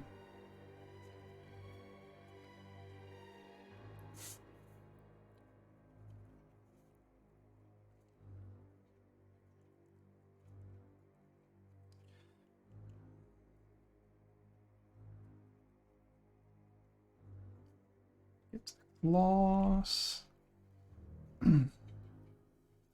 It's actually, it may not look that much larger than the other of the large miniatures, but because it's so intricate, there's actually a lot of surface to cover. And you have, the layers with it's actually lightning spewing out of the tip of its tail. So I think I'm gonna have to redo that in a brighter color, or maybe just tone it up to silver to make that piece stand out without really being colored. Or I could do silver and then do a quick sort of bright bluish lightning kind of. Yeah, that's what we're doing. Need to have the scorpion on the wheel next time. It looks so pretty. Yeah, definitely that is going on the wheel when I'm done painting it. And yeah, it should be sort of a what's called stable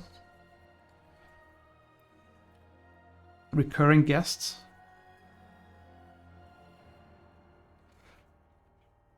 Just quickly gonna touch up the legs just a little bit.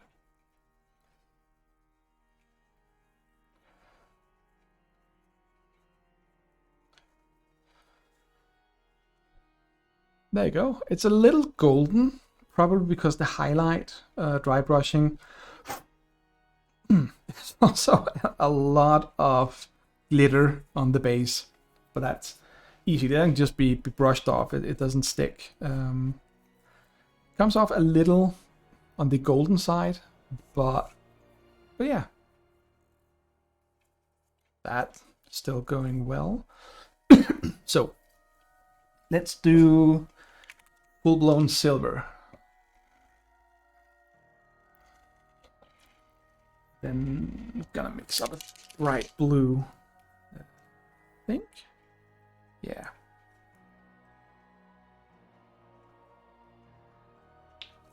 There we go.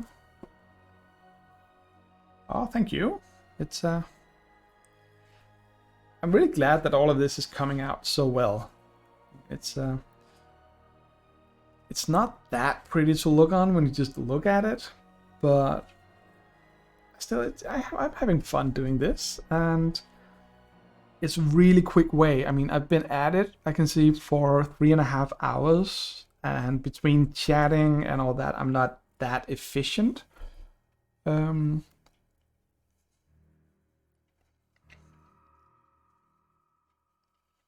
even so, I mean, there's a lot of plastic that is now painted.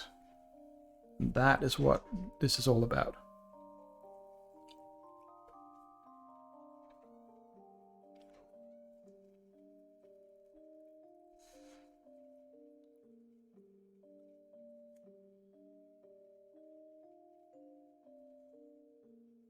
Ooh.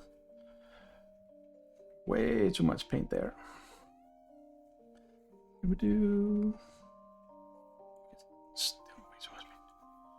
Where's all this paint coming from? Oh well, who cares? Let's just get to it. So as I said, first we're doing this, and then we'll play around with a way to make it kind of bluish.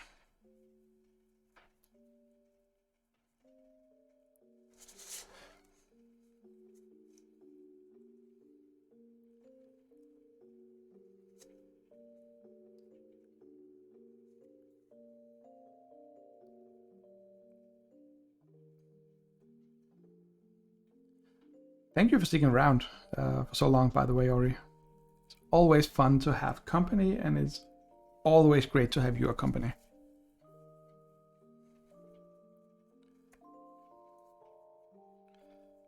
I've been meaning to catch some of your streams as well, but They seem to be mostly when I'm sleeping these days, so it's a little hard to catch you.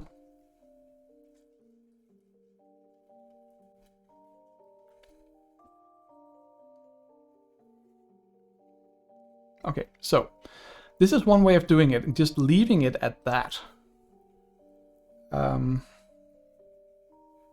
Which wouldn't be bad, really, because then we're sticking to the whole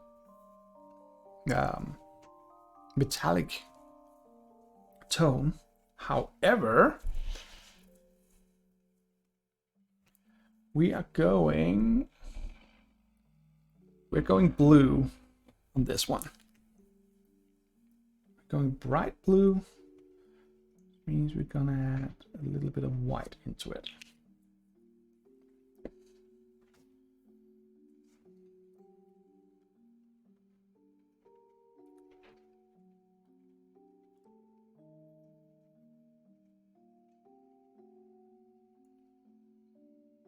Remember back when I was painting in the 90s, one of my favorite blue colors was actually called electric blue. It was this really, I say really vibrant, bright blue that it just looked so good. And I think I'm pretty close to it here. You can just see on the paper. It covers really well. It has a lot of sort of oomph. It's there, but it's still really bright. I'm gonna try and do a really discreet highlight on the silver, so the silver still shines through. Yeah, it's kind of a pastel, almost a pastel color, but not really, I think. And yeah, it would look amazing on a truck. So now for this really discreet highlight.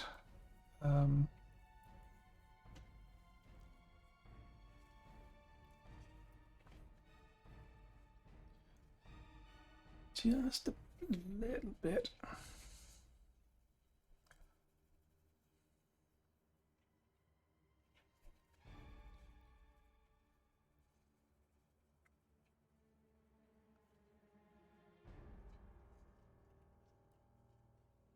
Let's see how this goes.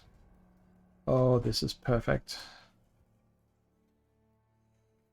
Now, I know this could also be done using inks or shades or something like that, or a glaze on top of it.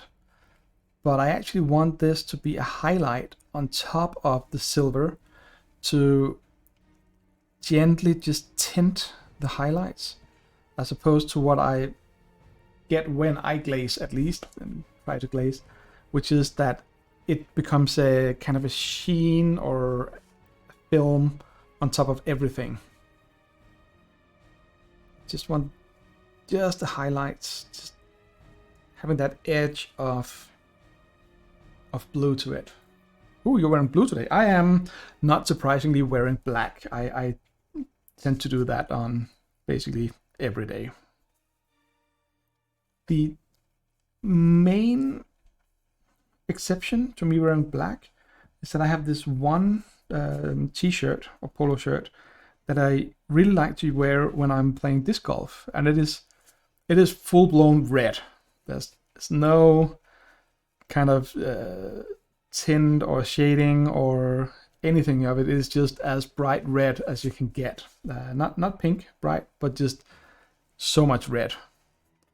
I like it because I got it when I was a helper at a tournament back in 2013. And kind of just my mascot, I guess,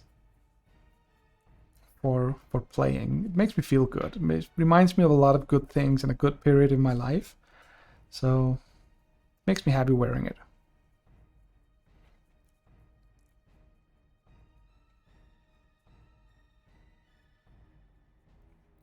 So there we go.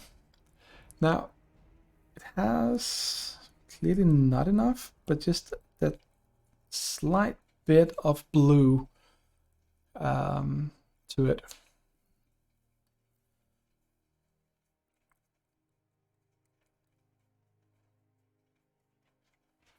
So anyway, I'm gonna stick this over to the spinny thing.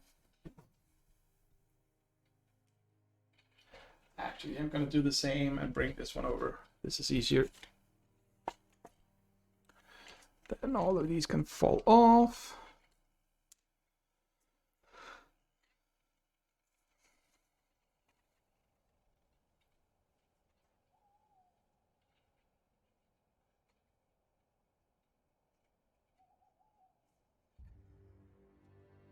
It almost not fit in the frame. So yeah. So there you go, that is the electric spider. And looking around at my desk,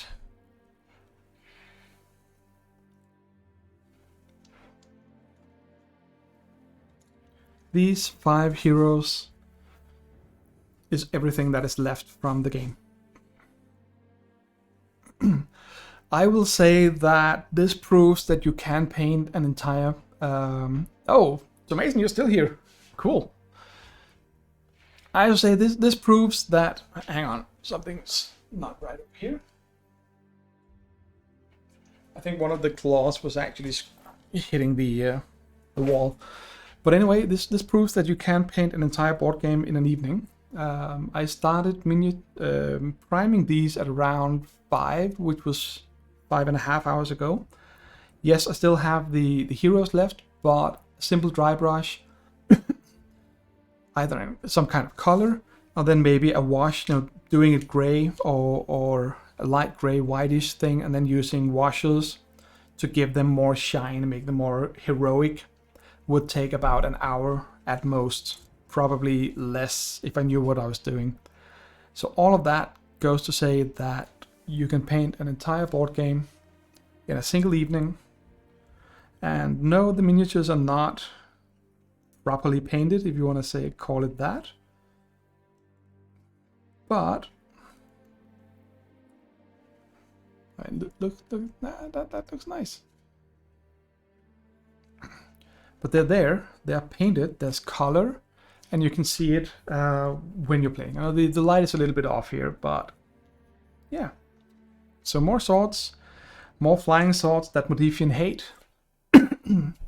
We have the thugs, we have the ones, and it just brings the game up to a different level. So spending an evening doing this, considering what it does to the game when you're playing it, I do not mind doing that at all.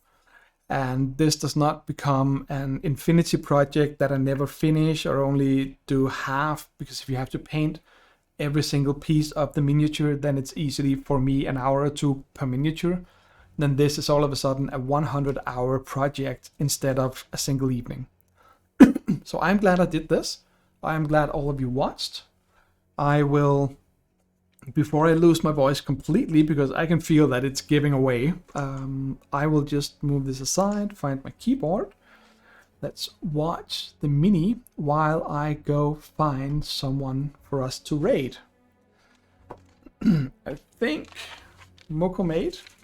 So brother and sister. They're always fun, but let's see who is online and streaming.